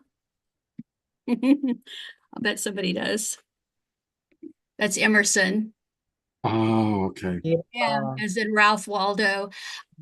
I didn't really think about that poem until we were having our prayer, and I think we all could use a dose of wishing each other well. And when I said that community is incredibly important, oh my gosh. One of the things that really attracted me to join up with Tangela and the Soul Search community before I even knew about the Global Peace Tribe. I know I don't get out much sometimes. I'm busy traveling the world and sightseeing right now. But anyway, in the 2010s, I was on a board of directors for an organization called the Afterlife Research and Education Institute. And I was their director of mediumship education and research. And we would host in Scottsdale a rather large conference called the Afterlife Conference every year. And so I got to meet people, authors and teachers from all over the world. I definitely know a lot of Arizona folks who came in for that, but we had people from all over the world. And after COVID, things just kind of fizzled out. I didn't really want to be on too many boards anymore. At the time, I was also on the board for the advisory board for the Soul Phone project. I had been a research medium for a number of years with Dr. Gary Schwartz. And the only board I'm on now is one that's near and dear to my heart. And it's called Helping Parents Heal. And it has about almost 40,000 members of bereaved parents who celebrate their connection with their children who have crossed over. And that's a great community. And they have a conference. I am so grateful for things like Skype and then Zoom, because I was on it a couple of years before the lockdowns, and it used to be where we had to train people. Remember, Scott, in the beginning, didn't you have to explain, now you do this and you do that and find your microphone? And now everybody knows, it seems, how to use Zoom, and we can get together. I'm so happy to see this community coming together because we need each other. And our higher selves and our spirit guides are working so hard to get our attention, to pay attention to our frequency, to pay attention to our neighbors. I was a child who was in the Head Start program, and that's a program that would help low-income families so that the child could get a meal, they could get started on learning how to write their numbers and their letters and all that, being low income. And I learned very early on about having compassion for others and how important compassion is. And as a child, because I saw all this freaky deaky stuff, like colors around people and spirits, like grandma's following around her daughter, and I'm on the playground saying, yeah, I think that's your granny behind you. And that child doesn't happen to see them and thinks I'm nuts. So I've been around this forever and ever. And I have to say, there are going to be some of you here tonight. I used to have that gift when I was a child. I remember having an imaginary friend, or you have a child or a niece or nephew or grandchild now that maybe they have imaginary friends. They're not all imaginary. And some of you will think, well, I had gifts, but I turned them off, or I tune them out, or I'm blocked, or something like that, or I'm too stressed out and I'm too worried and I can't do this anymore. So, Suzanne, whatever you get up and preach to us about as being so easy to be your own medium or make your own contact, that's because it's easy for you. It's not easy for me. Newsflash, it's for everybody. Being able to connect directly with your own beloveds, your people, and your pets who now live at home, they're back at home, we're the ones that are still away, we'll join them in our rightful time, in the rightful moment, in the rightful way. And being able to contact your spiritual team, the angels, these interdimensional beings, which we now call non-human intelligence or non-human intelligent beings, NHI or NHIB, NHIB. This is all for you. It's all for you. And so our challenge right now is, how willing are you to be open and invite assistance that is your birthright as a child of a loving creator, a loving source who knows that Earth is a rough-hewn classroom and that we need all of the help that we can get. So one thing that I wanted to share with you in this time, and I won't talk for very long because there's a lot of presenters here and this is all really good stuff. But the main thing I want to get across to you is not only is making your own direction for you if you want it, but that there's a shift in how these non-human intelligent beings want to help us. It is said that there is nothing new under the sun, meaning that cycles repeat, that all the things that we're experiencing have been experienced before or will be experienced again in different ways in accordance with all of the exercise of free will of ourselves and those around us. So if there's nothing new and there are cycles that are repeating, it's tempting to give up our personal sovereignty. It's tempting to think, I'm just sort of subject to the free will of others, and nothing could be further from the truth. What our guides are helping with now, and I actually saw this starting almost or maybe a little over 10 years ago, is they are providing what, I don't know how else to explain this, I'll call it molecular restructuring, molecular rearrangements. It's a healing. So those of you, especially who are meeting regularly in a community like this, you have a daily spiritual practice of prayer, meditation, grounding, and centering. You're mostly doing the right thing. You're trying to give and receive as much love and compassion and forgiveness, give and receive as you can.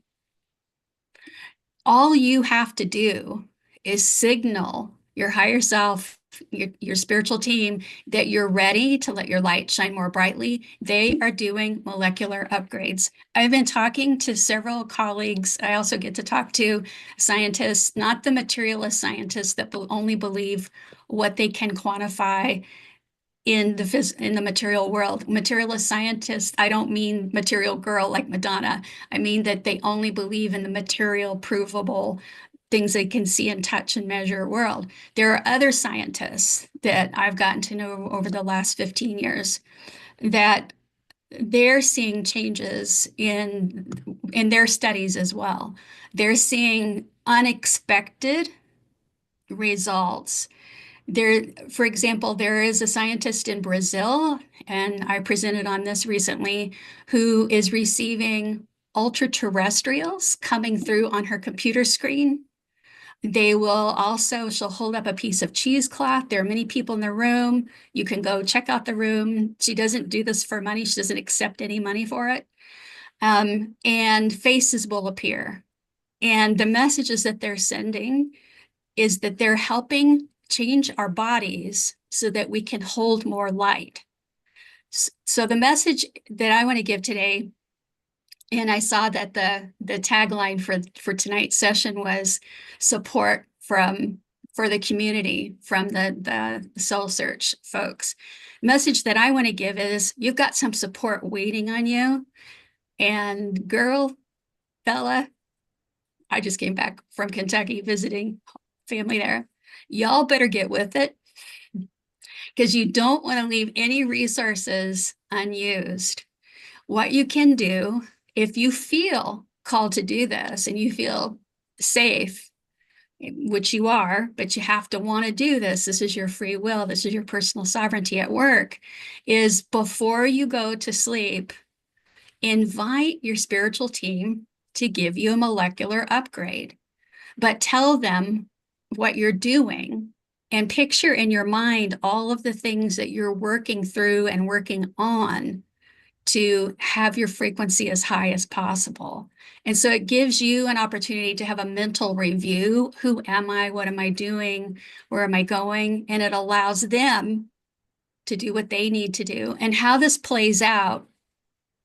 And I remember this many years ago. It was a little strange, but look at who I am and what I do. When we are sleeping, we have quite a few astral travels. Many of you are aware of them. Some of you, many of you possibly are not. And our soul self will travel out of the body. We're still tethered to our physical by a cord of light. And they have their teams that come in and work to upgrade us, our spiritual bodies and the physical body working in concert together so that we can hold this new frequency. And for those of you who are wondering, do I need this kind of work? You can just say, heal me. You don't have to specify, oh, it's what that woman said in the Global Peace Tribe. I've got to get that wording right. No, heal me. I am healed. Heal me more. I am healed. Heal me more. I'm grateful for this healing I'm receiving. Because of the fact that we have thinned the veil, this is happening more and more and more. There are more miracle healings. Don't get me wrong, if an injury or illness is in the service of a soul's growth or the soul's growth of someone else in that family, it may not happen. However, the peace that surpasses all understanding is always available, so long as we make our inner peace our priority. That can happen. There are also miracle healings that are happening. There are more people with light language. There are more people with channeling. And it's not that we're all desperate for something. Sometimes we can feel desperate. It's not that we're all scared. We have just, honest to goodness, thinned that veil between dimensions. And how we did it was with love and fear. Both forces, opposites, are powerful. They are not judged. They simply work on that boundary. And when we are sending love and compassion or in that state, the spirit people and the non-human intelligence gets closer to us. And when we're in fear, like times of fear, they get closer to us. Well, we've had a good stretch of both. And we're not going to regress. Now, nothing new is under the sun. Things do go in cycles, right? I recently interviewed Rob Schwartz, who wrote the New York Times bestseller, Your Soul's Plan, and 2 other books along those lines about pre-birth planning. And while I don't believe we planned every little detail of the lives before we came in my entire life of bringing through spirit and in scientific settings, in double-blind and triple-blind studies, with other mediums like John Edward, George Anderson, we have heard over and over again that we chose to be here at the time that we're here on the earth. So if you get this feeling like, I can't believe I signed up for this, you did. The question is now, what are you going to do about it? What are you going to do to further increase the love on this earth, right? And I believe that fear is a healthy thing, but don't stay there. Fear just gets our attention. I definitely want to know if I'm in a parking lot at night, if I hear footsteps behind me, I want something to pique my interest and make me just a little bit aware. But then when I turn around and see that it's somebody else going the other way and they have no interest in me, I'm not staying in there.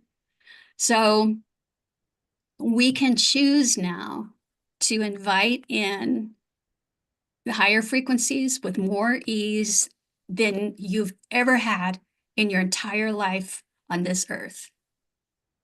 Beautiful. But you gotta ask. Beautiful. A couple of things I'd love to ask you and riff on. First off, what was the name of the author in the book about planning your next life? Rob Schwartz. Rob. Robert Schwartz. The name of the book is Your Soul's Plan. Your Soul's Plan. Well, that sounds interesting. Let's all start planning our next and future and alternate realities. And I loved how you described, because I agree with you, that our beloveds, our animal friends, they're already back in the astral plane, which is the bigger dimension, and we're the ones that are out on safari, out on a road trip. Where the wild things are. Yeah, we're out where the wild things are. So those are beautiful things. And last thing that I really was very touched by, and everything you said was beautiful, but thank you for that idea of at night asking for support. And what were the words that you suggested again? I am healed. Thank you for this healing. Heal me more. Thank you. Because I Beautiful. say it all the time, so it's right there. I am healed. Thank you for this healing. Heal Heal me more. Thank Thank you. you. Beautiful. Maybe if you get a chance, DR, pop that into the chat box for people. And let me tell people how they can get more of you. Of course, on Soul Search, because everybody here is part of Soul Search. And her website is the Carefree Medium. Now, there's no "the" when you're going to the website. So carefreemedium.com. Carefreemedium.com. And is there anything you'd like to make sure that our audience knows about as we look at your website? Well, if you go to my study with me, you're fine right there. You don't have to go anywhere. But the study with me page, I have bi-monthly satsang, and we have 2 hours. We have an hour where I'll take on a subject, and it's usually what's been in my inbox that people are asking about, and teach about that. And then an hour of Ask the Spirit Guides anything. Your guides will come in, my guides will come in. We're on our summer break. We just started a summer break, but we'll be back in the fall.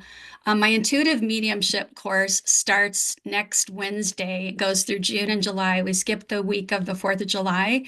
It is full. It'll say full, but it'll say text us for waitlist. If you are interested in that, when you text for the waitlist, will you please say that you saw me here? That will make a difference. Says my thanks to Scott and Tangela.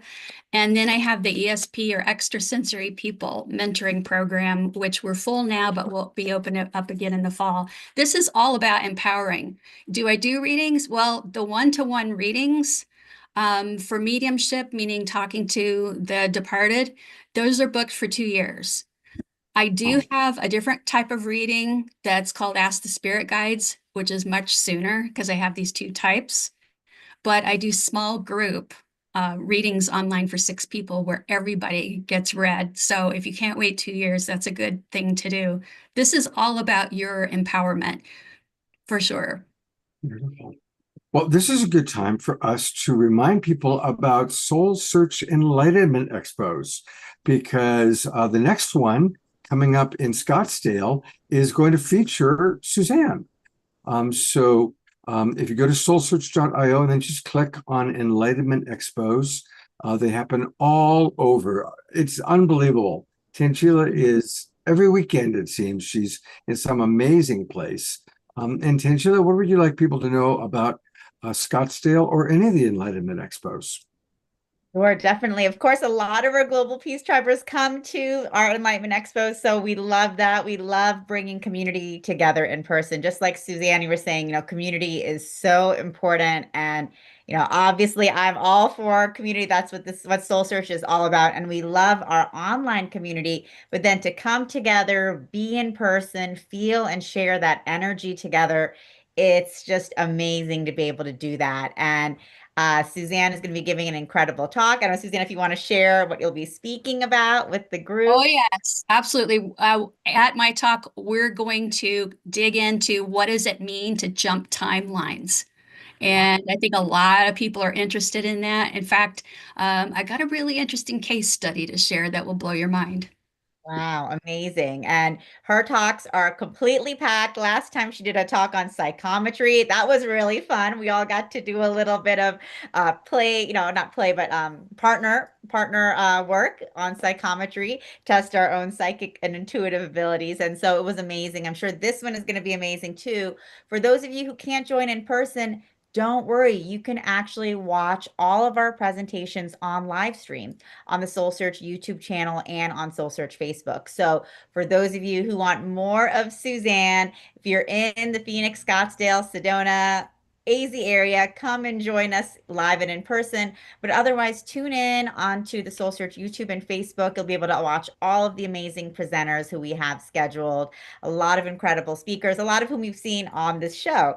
And of course, after that, we have Vegas coming up next weekend after, and then San Mateo, which I know Francie's going to be there, and of course, a lot of other soul searchers. And we have a busy, busy schedule. And Suzanne, we're going to be adding one more very close to you in Cave Creek. So Oh stay my tuned. gosh. Yeah. By the way, Carefree Medium comes from Carefree, Arizona. Exactly. Yeah. Everyone may not know that. So Suzanne is the carefree medium. She's based in Carefree, Arizona, but she's also a wonderful carefree individual.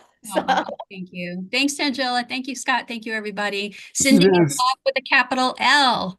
always wonderful to right have back you at on the show. Always you. wonderful. Thanks, Suzanne. We'll see you soon. Take care. Uh, Lots of love. well, the hits just keep on coming. Oh, And amazing. I'll let Tangela bring on the next person. But I got to say, I've had the good fortune, Tangela, to spend some quality time with Victoria. And she is a gem. She's obviously brilliantly talented. She's a really just gem of a human being. So I'm really excited when she's on the show as well. So go ahead and introduce Victoria, and I'll go find her and bring her up.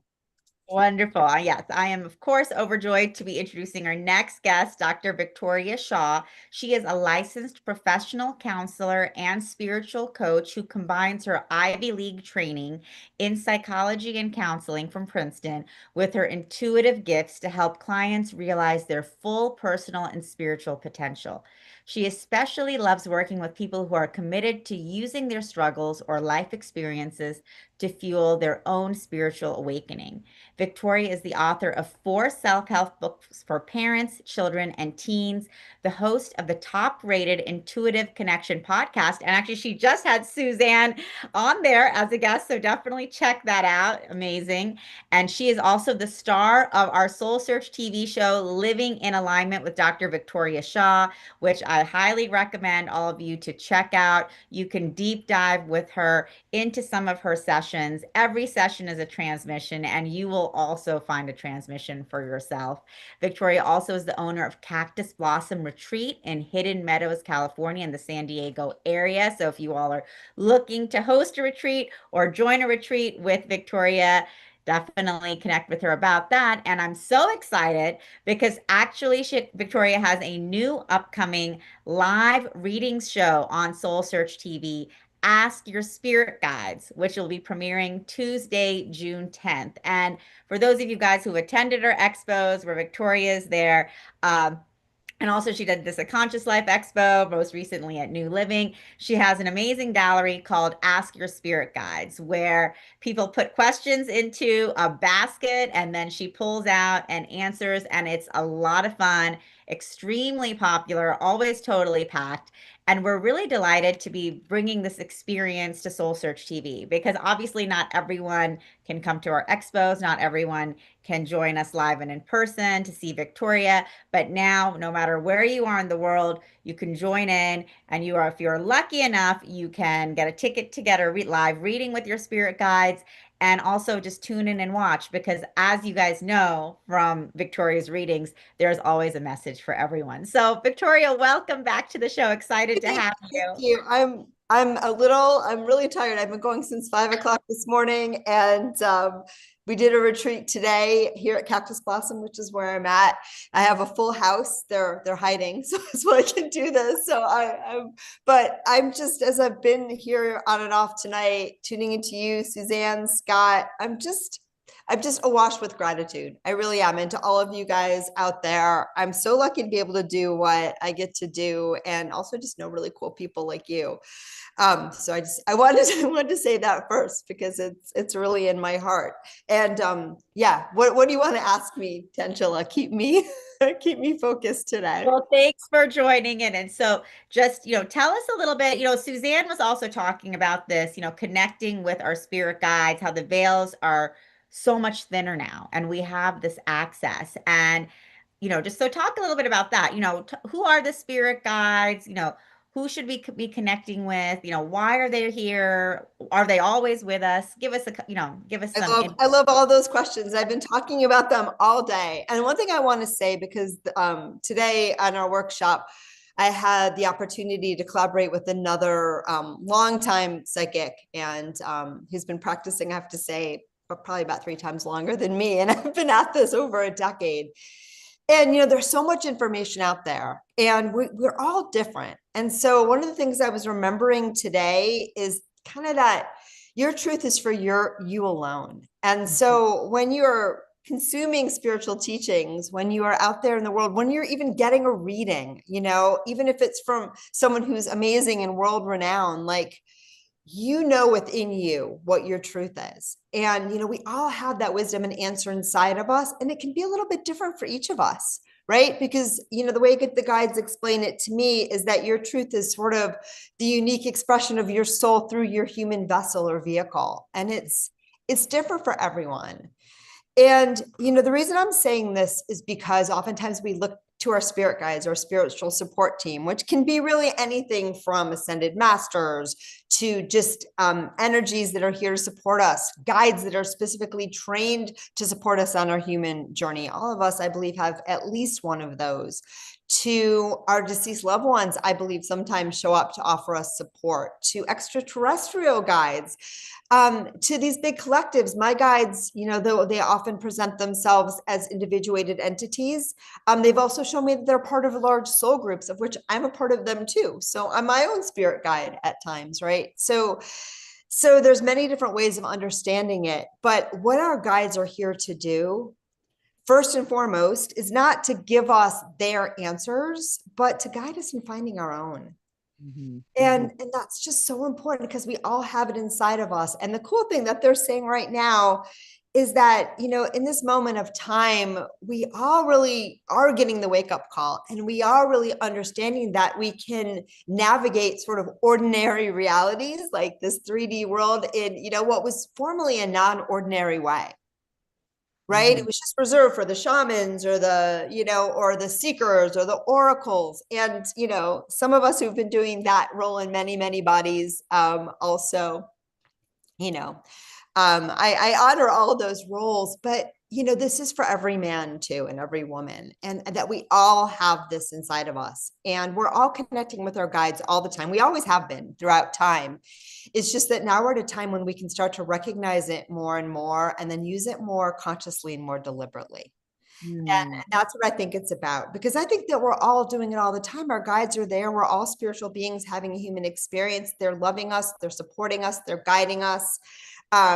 Just a lot of it happens up until now behind the scenes. We're not always conscious, of the support that we get. We're kind of following it when things go really well for us, and sometimes not following it when we're a little more confused, but they're always there. Did that answer your question at all, Tangela? No, that was beautiful. Okay, good. I'm a wee bit tired. And so, what would you say? Because I noticed, there's some of the comments coming in earlier during, Suzanne's presentation, just about, connection to the guides. And people were commenting, I felt more connected to my guides previously. I feel less connected now. Or how do I strengthen my relationship with the guides? So, what are your comments to some of that? Yeah, I mean, again, they're always with us. And I think a big piece of it is where we recognize that, where we allow that, where we trust that, and where we don't make excessive demands on the spirit world in terms of how it needs to connect with us.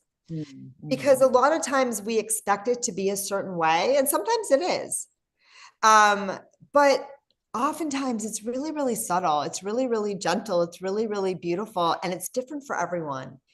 And so I think that a lot of times, if you will just start to just tune in, how am I already feeling supported? Where do I already feel supported? Where are the synchronicities in my life? Where are the great decisions that I've made, or the places I found myself, or the people that have walked into my life that, really, just changed my trajectory in a positive way. What's that time, I got off the wait list for a reading with Suzanne Wilson, right? Like whatever that is, that's those synchronicities, those serendipities, those are your guides at work. And so I think the biggest way to feel the connection is to allow that it's already there, and then invite yourself to tune into where it's already flowing. And that's it's so powerful, for each of us. And I also think the other thing is to just really learn to listen, because oftentimes our mind is so loud and it tells us everything down to how our spirit guide should talk to us. And we're so used to living life from shoulds and from fear and how we think things are supposed to go, and also trying to control.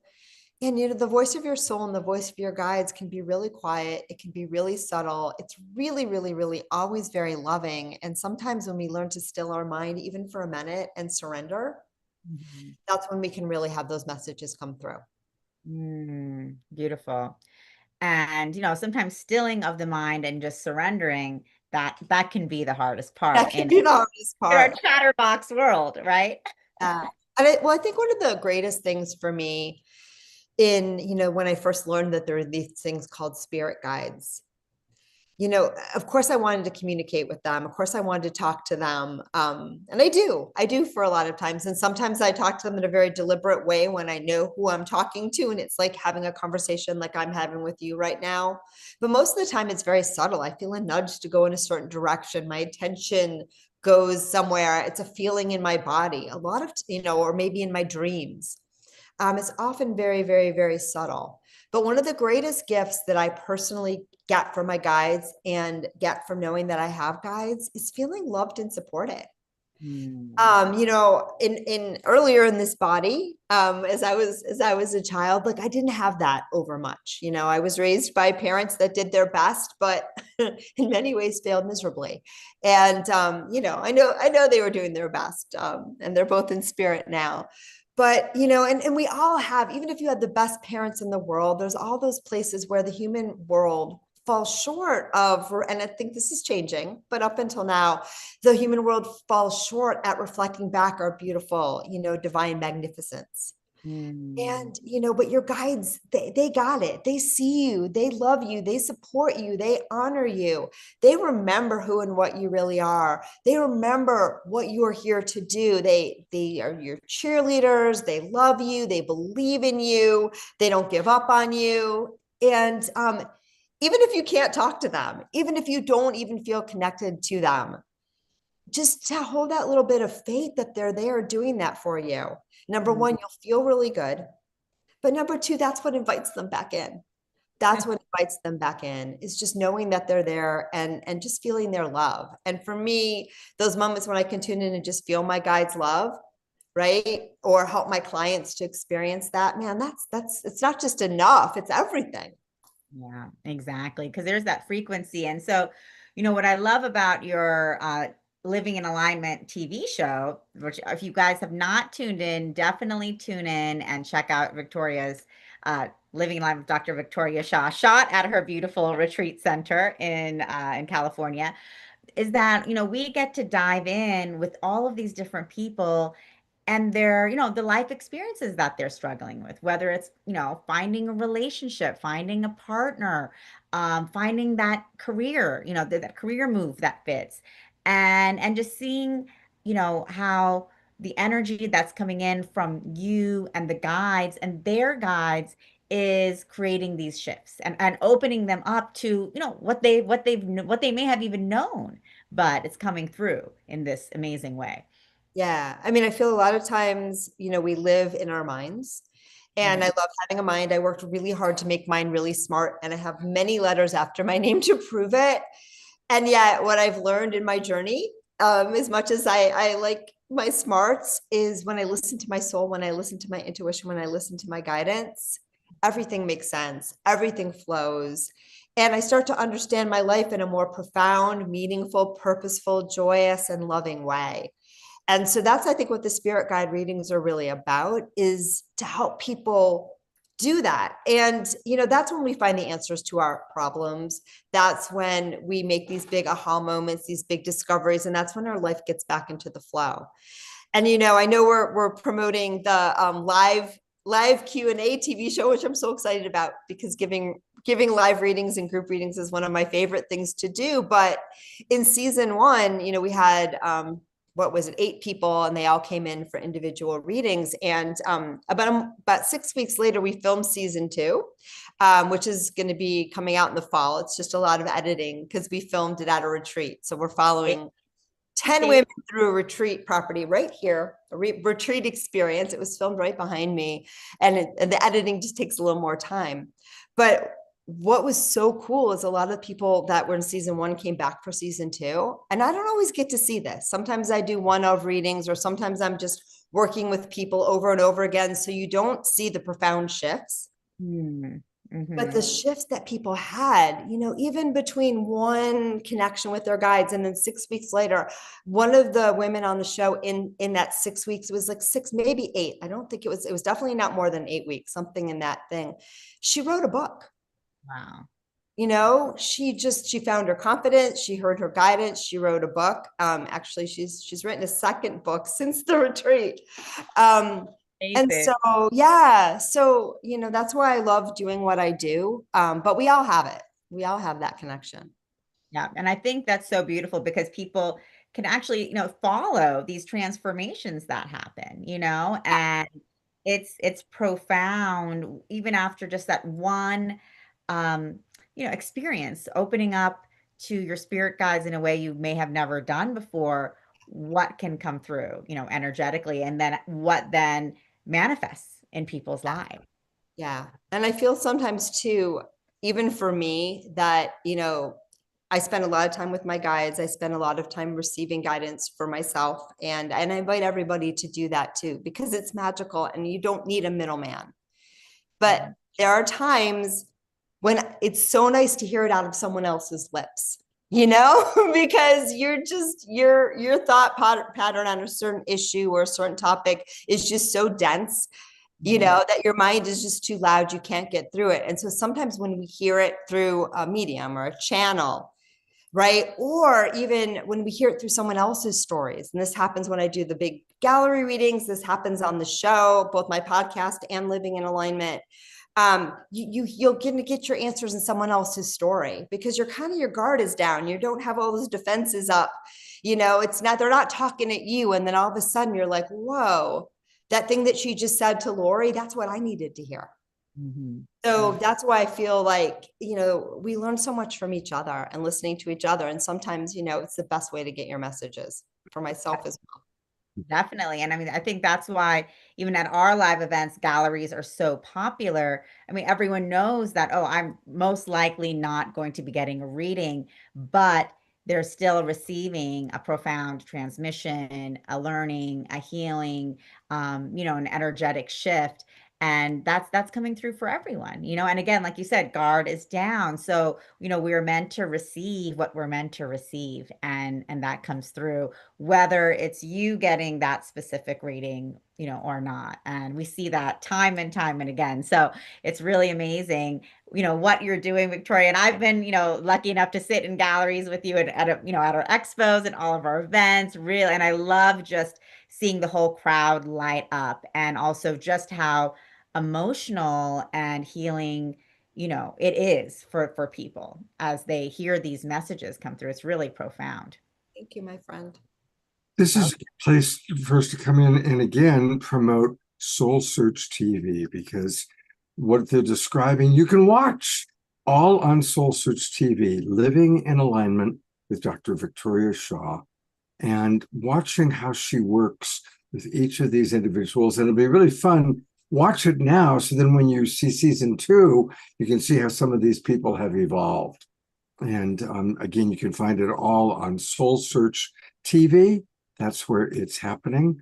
And it's amazing, the extraordinary people that are on Soul Search TV.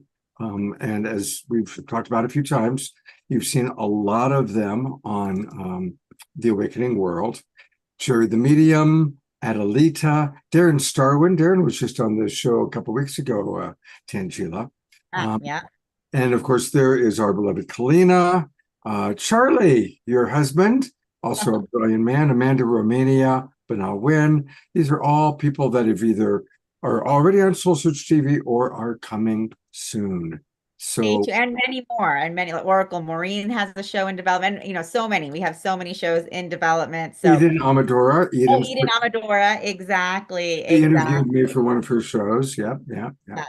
So really amazing. And Susan is saying you rocked it tonight, Angela. I hope sure lots of people go to yours. Thank you, Susan. That's wonderful. And I know you tune in onto our live stream, Susan, as many of our Global Peace Tribers do. So again, tune in and check out all of our events, as well as I just put in the chat, and maybe Scott, you can open it up. It's a link to Victoria's, for how people can sign up for Victoria's new live reading show that's going to be premiering Tuesday, June 10th.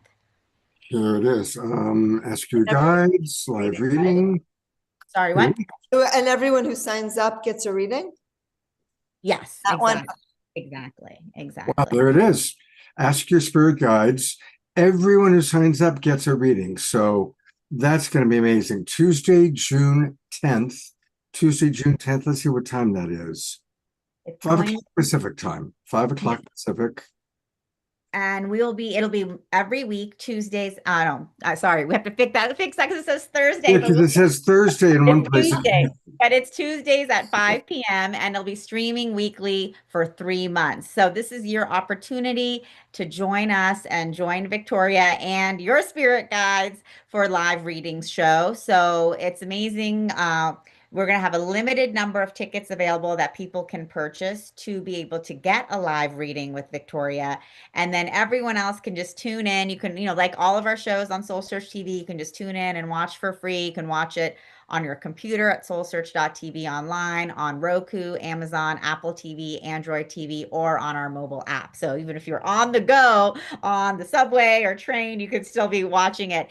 And like we've been talking about, whether you're the one getting the reading or you're watching the reading, there's something there for everyone. So we're really exciting to be bringing this live reading show to everyone. Right, Victoria? I'm really excited. I was really feeling the call to do something like this. And then Soul Search said, oh, we're going to do, I was like, that's perfect. That's what my guides were telling me to do. So I'm really excited.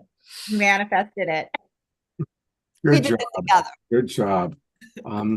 Well, we love you, Victoria, and really excited about all that you're doing with Soul Search. And I look forward to one of these days making my way to your retreat center. Please, that would be amazing. Yeah, that'd be fun. That'd be fun. All right, we are 30 minutes over schedule, over our agenda, because we've got so many amazing people. So, Victoria, thank you so much, Victoria. Lots of fun, as always. And we are going to roll right into more cornflower music. So this is a good time to get up and move and dance. We've been receiving all this incredible wisdom from Victoria and Tangela and all of her amazing people. And I'm going to turn it right over to beloved brother Cornflower to rock us out. Thank you so much. Let's drop right in.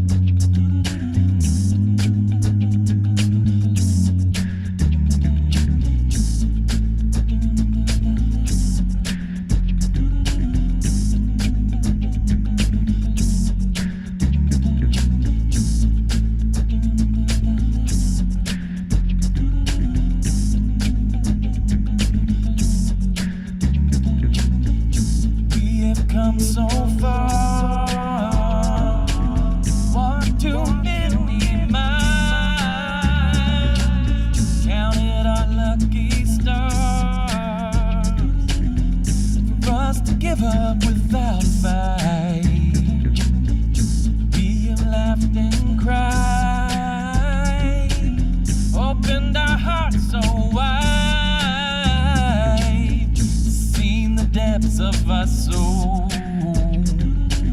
Shared our dreams to grow.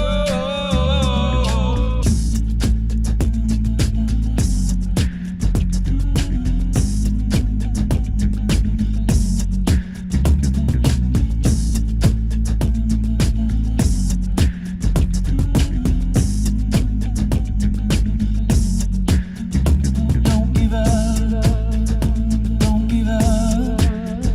Don't give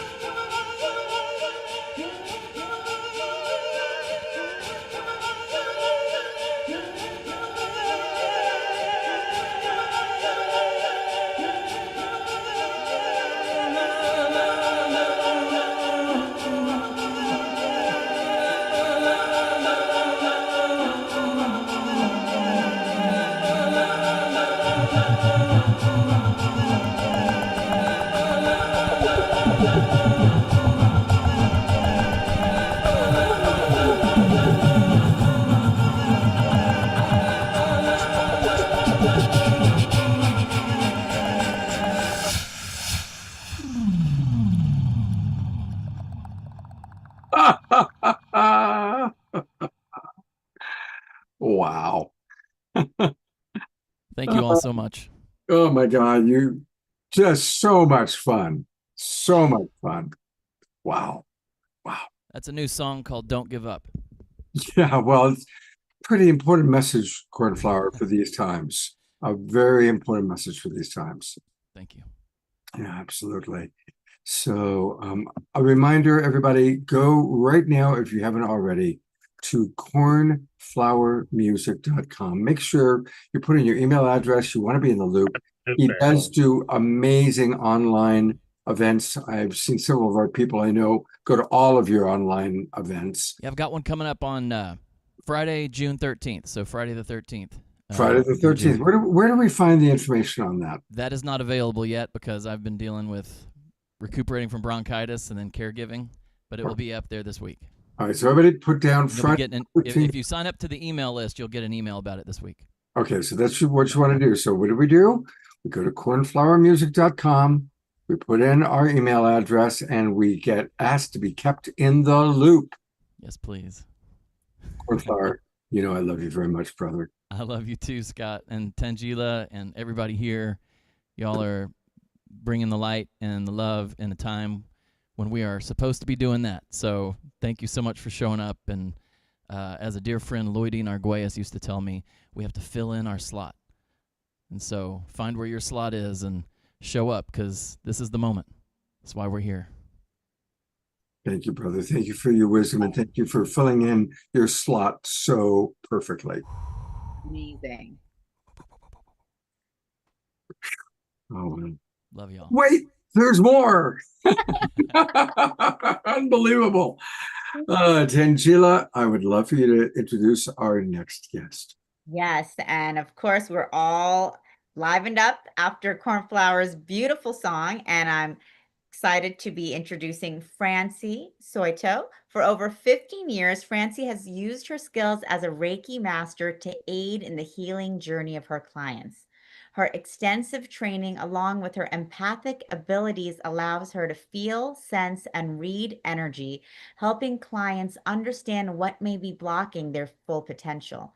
As a psychic medium, Francie is able to connect with loved ones on the other side, including furry ones, as well as provide guidance and insight from angels, spirit guides, and one's higher self. Francie loves to teach and see her students blossom into their natural gifts and abilities. She's written a book on wellness and several articles on healing and spiritual topics. And of course, you all have to watch her new upcoming live reading and healing show on Soul Search TV coming soon, Thursday, June 26th at 6 p.m. PST. Healing with Francie Soito. So, Francie, welcome to the show. Thank you so much for being here. Thank you so much for having me. I feel so blessed to be in this wonderful community. You know, even though this is my first night joining you guys, I feel instantly at home with my people. And so thank you for that. And thank you for putting this all together. So I was tuning into what the group might need tonight. And I felt that everyone here is in the light. Everyone here is a spiritual seeker. Everyone here is, let's say, maybe ahead of the game when you compare it to the rest of the world. Most of you are in 5D, but maybe struggling with being in the 3D. And speaking for myself personally, and I know this is from my clients as well, it can be exhausting holding the light, huh? How many of you feel that way? Maybe give me a reaction on screen, but it can be tiring when you're always the one trying to maintain the light and stay in that 5D frequency when there's fear, anger, confusion, 3D around you. It's hard to maintain our spiritual selves when we're struggling with our humans. And so one of the things I wanted to share with you is a phrase that came from one of my guides, the Ascended Master, Jesus. As light workers, we want to help as many people as we can and be of service to others. As empaths, we want to get in there, save the day, help everybody as best we can, and save them sometimes from themselves, right? So the phrase that has really been a mantra for me and for many of my students and clients over the years is to become a compassionate observer versus an empathic fixer. When you become a compassionate observer, you can kind of see the world, see your relationships, see those suffering from a higher spiritual perspective of, oh, you're struggling with your human right now. I don't need to judge that. I don't need to kind of go into the 3D and be fearful and react to it. I'm going to give you a moment and send you some love, send you some peace, and send you my utmost heart and compassion. And when you do that, that very quickly diffuses the situation and also keeps you in the higher vibration instead of coming down into the 3D, into the lower vibration, when there's maybe tension or when there's anger or when there's fear. And so one of the things I like to do tonight, if you will allow me, is invite the Ascended Master Jesus to come forward and to help open up our hearts to greater levels of compassion. And so if you don't mind, I'm going to share with you a picture of Jesus. I really want you to just kind of focus on that heart as we go into a very brief meditation. All right, so I would invite you to close your eyes. Take some nice deep breaths. And if anyone here has an aversion to Jesus because of religious trauma, invite in Buddha or Mother Mary or another deity that feels like they really embody the spirit of compassion. Take a nice deep breath. Good. Now I want you to focus in on your center, the center of your heart, what's beyond the physical heart. And imagine a pinprick of light, a bright white light at the very center of your chest, slowly expanding further. And as it expands, your soul self is coming forward, encompassing all parts of you, your physical body, your mental and emotional body, and your spiritual body. This white light might feel warm as it goes up and down your spine, into each organ, down your limbs, your arms, into each fingertip and each toes. Feel that white light going all the way up into your crown chakra, helping to further connect you to the divine, opening up your psychic awareness and clarity in your third eye, helping you to voice your true divine self in your throat chakra, helping you to feel and exude love through your heart, standing in your power in your solar plexus, helping to seed the root of creation in the sacral, and to help all of your human needs in the root. Bringing your focus back into the heart chakra, I want you to imagine a vision of Jesus or Buddha or Kuan Yin standing right in front of you. And they radiate a beautiful beam of white light, golden, shimmering. You can feel their presence in front of you, and you feel safe, supported, and so, so deeply loved.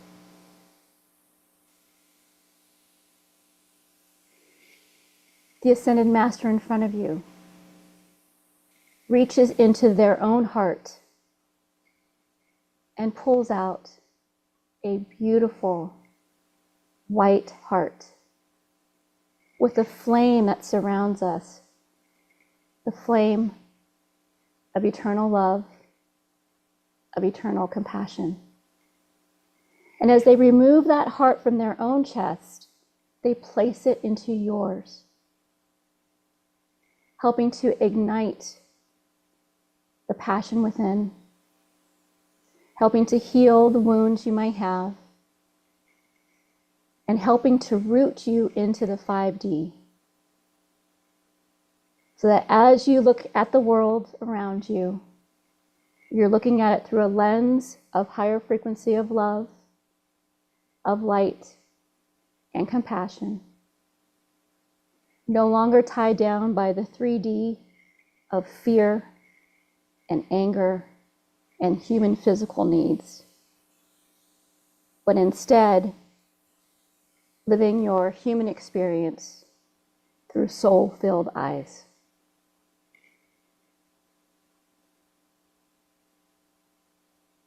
Take some deep breaths. Feeling that energy shift. And for just a moment, I will send you some healing and some energy. So just breathe that in. As you ask the guides to help elevate your light and your love for greater levels of compassion.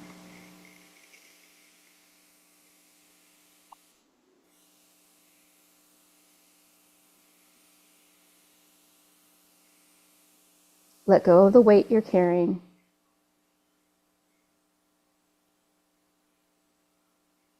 Ask for help.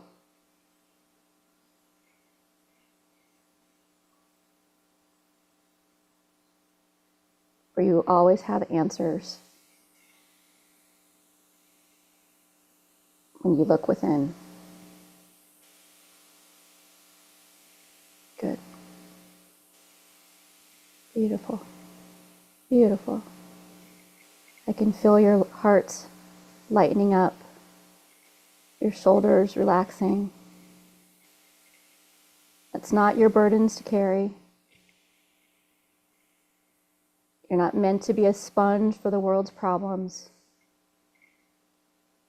You're meant to push out love and light with the infinite love that you are and the infinite love that you have. Good. Take some nice deep breaths. Receive the energy. Fill up your tanks so that you can continue to be the beautiful light workers, the beautiful souls that we all need for this transition. Good. Wonderful. Wiggle your toes and your fingertips. When you feel ready to come back to consciousness, you can open your eyes.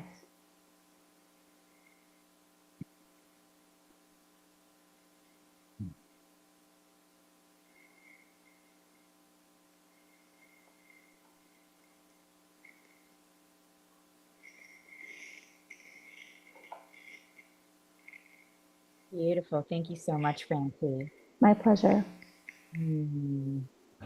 Really feeling the beautiful energies of compassion and benevolence and that unconditional love coming in from Master Yeshua and Kuan Yin, Buddha. And yeah, I know you see Carol Simis commenting, beautiful. Thank you, Francie. Stephen Line, incredible. Lots of emojis coming in Oh, from good. so yeah, beautiful. Thank you so much for guiding us through that. And it's true, it often comes up, we're here holding this light, but how do we continue to do that with Right. so much chaos? It seems like chaos, what seems like dissension, what seems like dissolution happening around us. And even Dr. Laura commented earlier saying, yes, it is very tiring. Mm-hmm.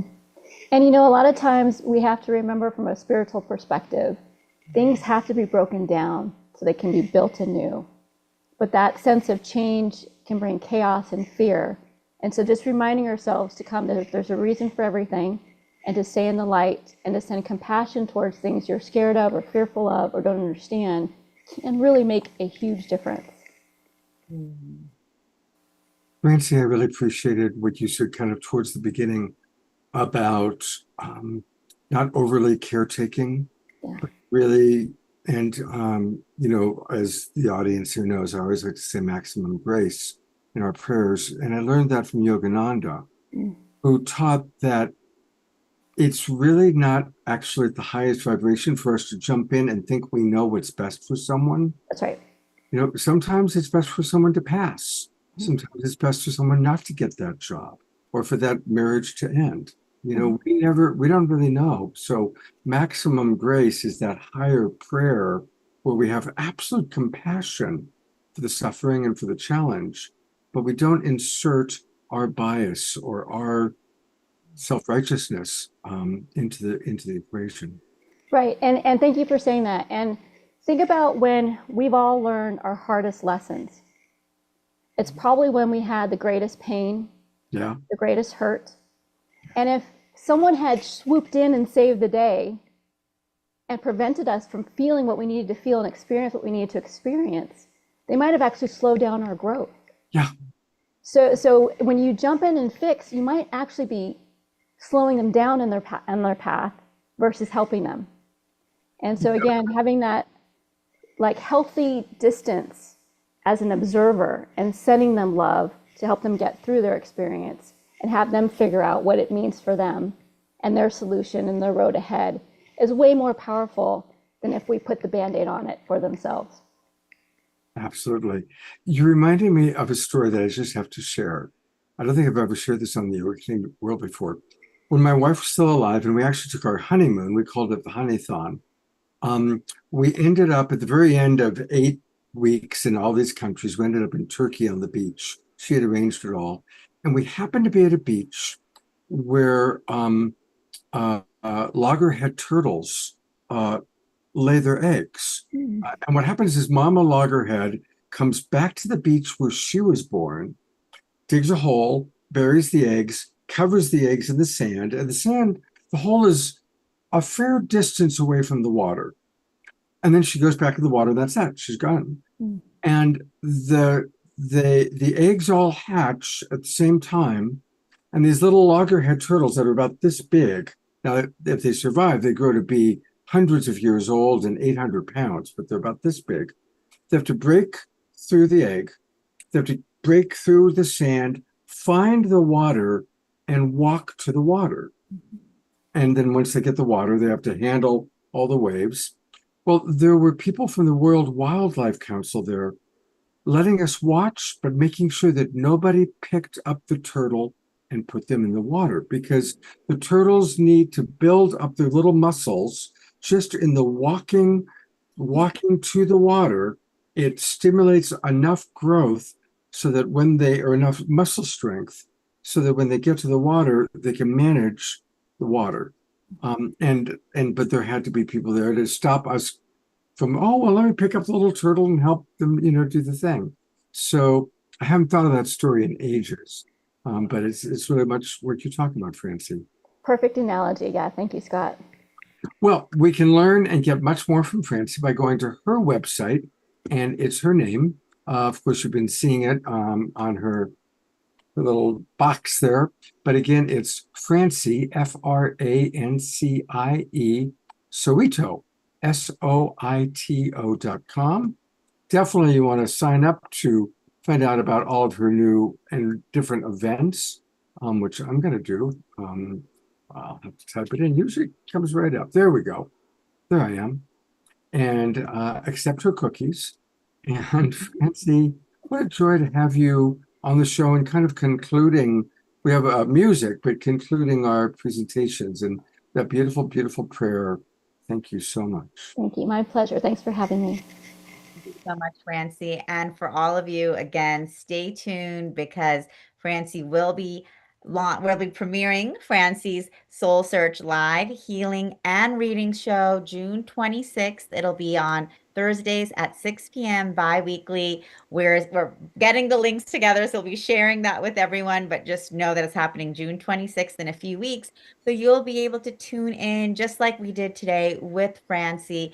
And if you're called, you can also get a live reading or healing with Francie, or just like we do here, you can participate in the transmission, which we all felt so deeply. And we had so much gratitude coming in for you and in the comments, Francie, from everyone. Just George Noble saying great loving energy. Thanks greatly. And Dr. Laura saying, that was wonderful. I feel so loved right now. Oh, So good. thank you for bringing in that beautiful love for all. My pleasure. Thank you. Take care. Thank you, Francie. Hope to see you again. All right. Well, we always close with music. Of course, Omar Shah is in England with his mum. But we are so blessed to have Stephen with us. And Tangela, is there anything you'd like to add as we bring him on camera? Just delighted to have Stephen here closing us out. Thank you so much, Stephen, for bringing your energy and music and joy to the show tonight. We love having you. It's certainly been a pleasure to be in this community. I'll tell you that. These most amazing guests, I learned a lot and I experienced a lot just by being present here with this group. And I wanted to say a personal thanks to Cornflower. He really inspired me because I used to do loop shows. I did it all over Brazil for many years. And then when I got playing with bands, I kind of phased that out because it's really fun to play in a band. But, you know, right now at this point in my life, I really am thinking, you know, it'd be really fun to bring that back in. And I just happened to have bought a new loop station about a few months ago, and I hadn't even opened it yet, but now I will. So thanks, Cornflower. Thanks. So stay tuned. I'm going to do a song here. It's called One More Song. It's appropriate, I guess, for this moment. And this is, I don't think it needs really introduction.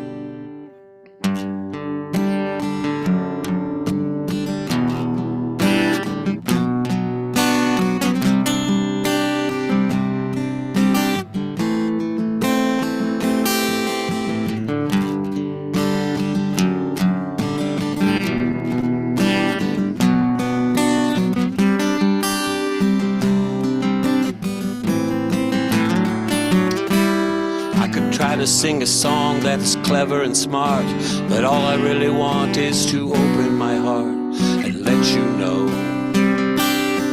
it's time to plant the seeds for freedom's birth. Stand and shine your light on the earth and let it show it's time. One more song for the innocent child. One more song for the wicked and the wild. And we all have a chance to belong. And we all have a chance to shine on. There's a time for devotion to some great cause. Let your love light shine. I wish I could wave a magical wand and send love ripples through the primordial pond and let you know it's time. Well, I'd wave it at the sky, at the land and the trees. I'd wave it at you and you could wave it at me, and then we would all feel love. Oh, one more song for the love that we started. One more song for the dearly departed. And we all have a chance to belong. And we all have a time we can shine on. There's a time for devotion to to some great cause. Let your love light shine.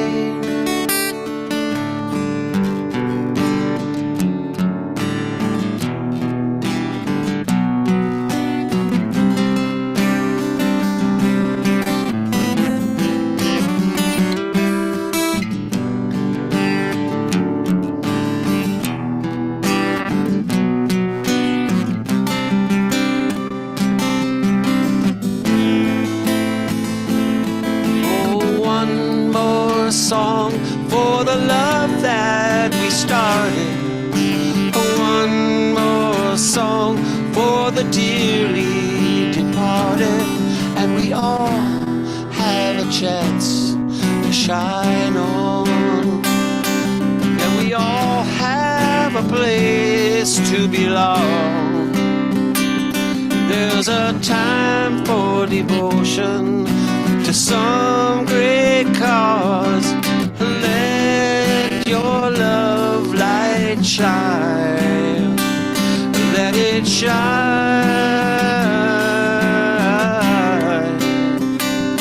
Let it shine.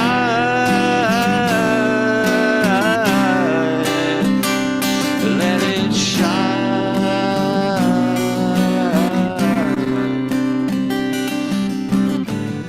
Let your love light shine.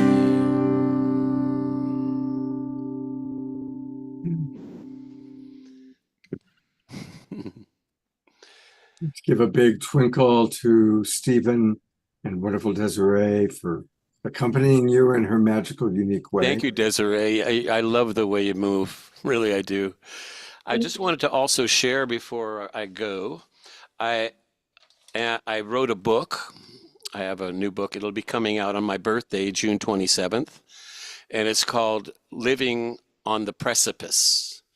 And this will be one of 3 books that I've already started writing the second.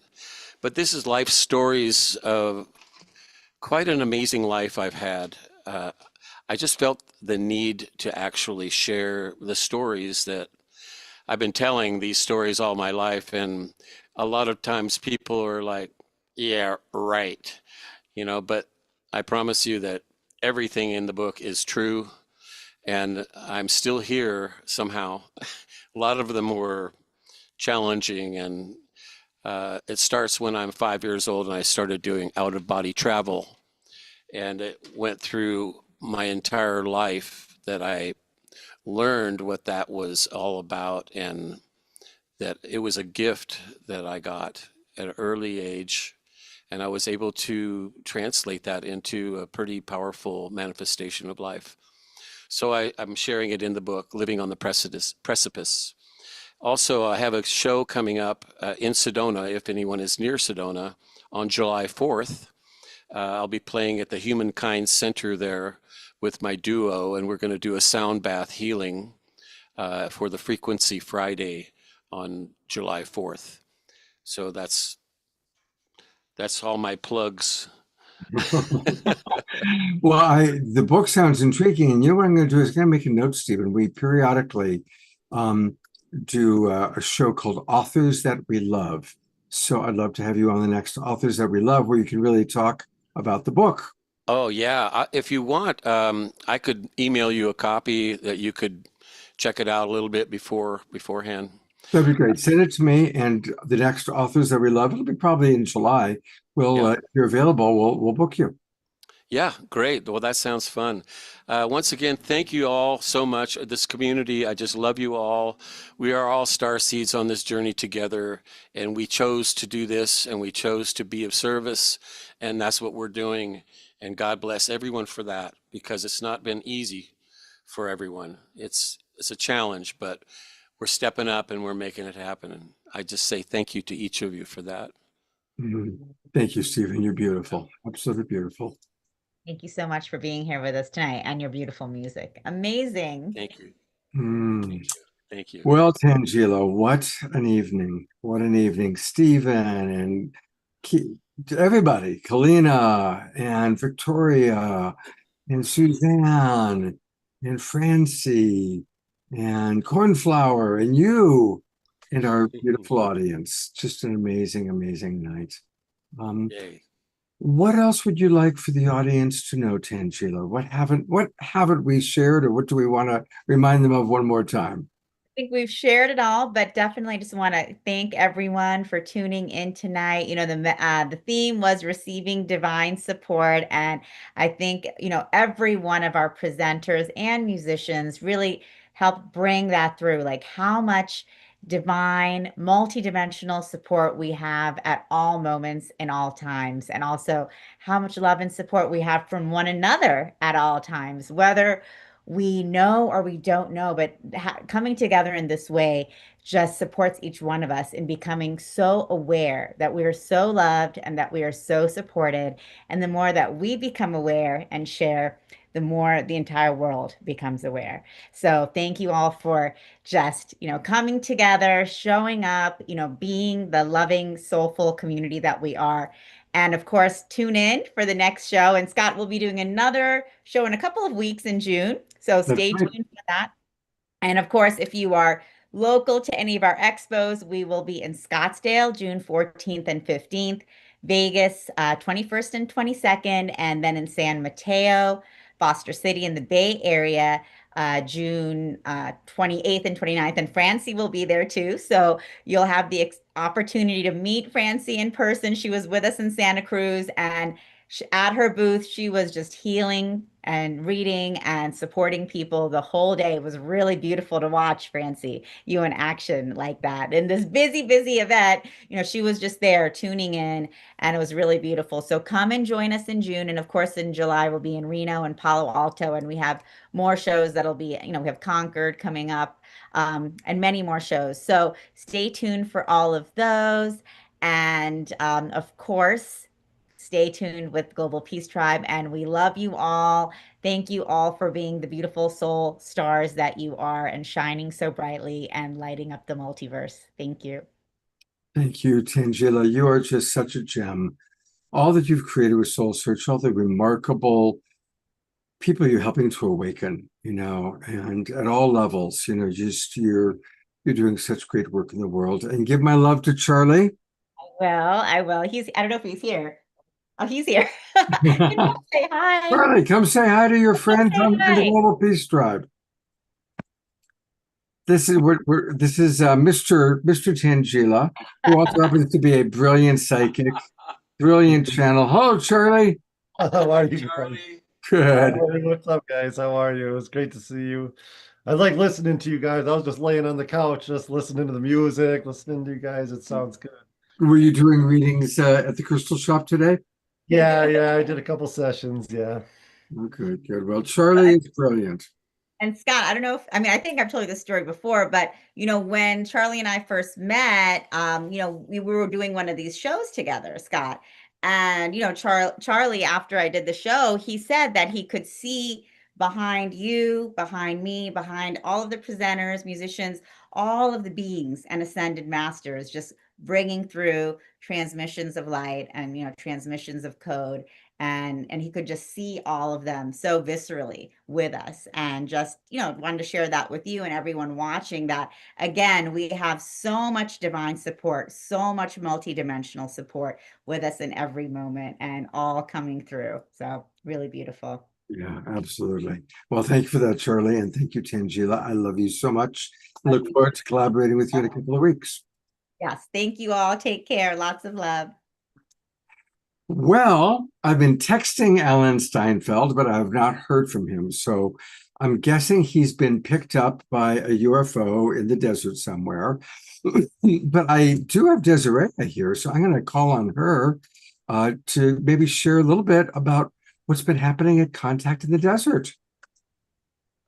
So, I have actually been doing soul blessings on Contact in the Desert, and with that, that's just been doing a lot of healing work. And I've been doing some meditations for the collective. What I can tell you is the pillar for masculinity or divine masculine has been being repaired. There's also a new, larger frequency of love that's been coming in, and there's been an upgrade as well as a time shift. now. That's what I've been doing, but I do know that Alan probably has a lot more detail on the speakers and the news and all the events there, but sorry, I can't say more than that. Well, we'll just have to, what we'll do is we will, maybe on Wednesday night, I'll see if Alan and you can give us a report on what happened. If he's returned, maybe he's off, he's off to the Pleiades or something. We'll just have to find out. Desiree, thank you so much for all that you provide. It's beautiful. God, I can tell you something real quick because I've been following it, by Zoom. This is Okay. Tricia. Where are you? Oh, okay, Tricia, let me bring you on. By Zoom the whole time. But Ross Coulthart just gave awards to Stephen Bassett and Danny Sheehan. And then he also got an award, Lifetime Awards. Nice. And Ross Coulthart had a really nice talk today. He just was amazing. He said everything he wanted to say regarding the government and everything else. Very uncensored. Very good speaker. Yeah, Ross is great. And of course, we love Danny and we love Steve Bassett. They're both regulars on this show and they both tell it like it is. And they have been doing such great work for so long. So I'm glad that they were honored. Well, thank you for that, Tricia. Thank you. And again, thank you, Desiree. I hope I'll see you on Wednesday night. Good Lord granting. And speaking of Wednesday night, what do we have planned? Well, what we have planned is a deep dive with three beautiful souls, all of whom have really touched my heart. Timothy Earl is actually a personal friend of mine. I've done some coaching for him, and he had a life-threatening cancer experience. He's going to share about dealing with the cancer and living a full life despite almost leaving the body.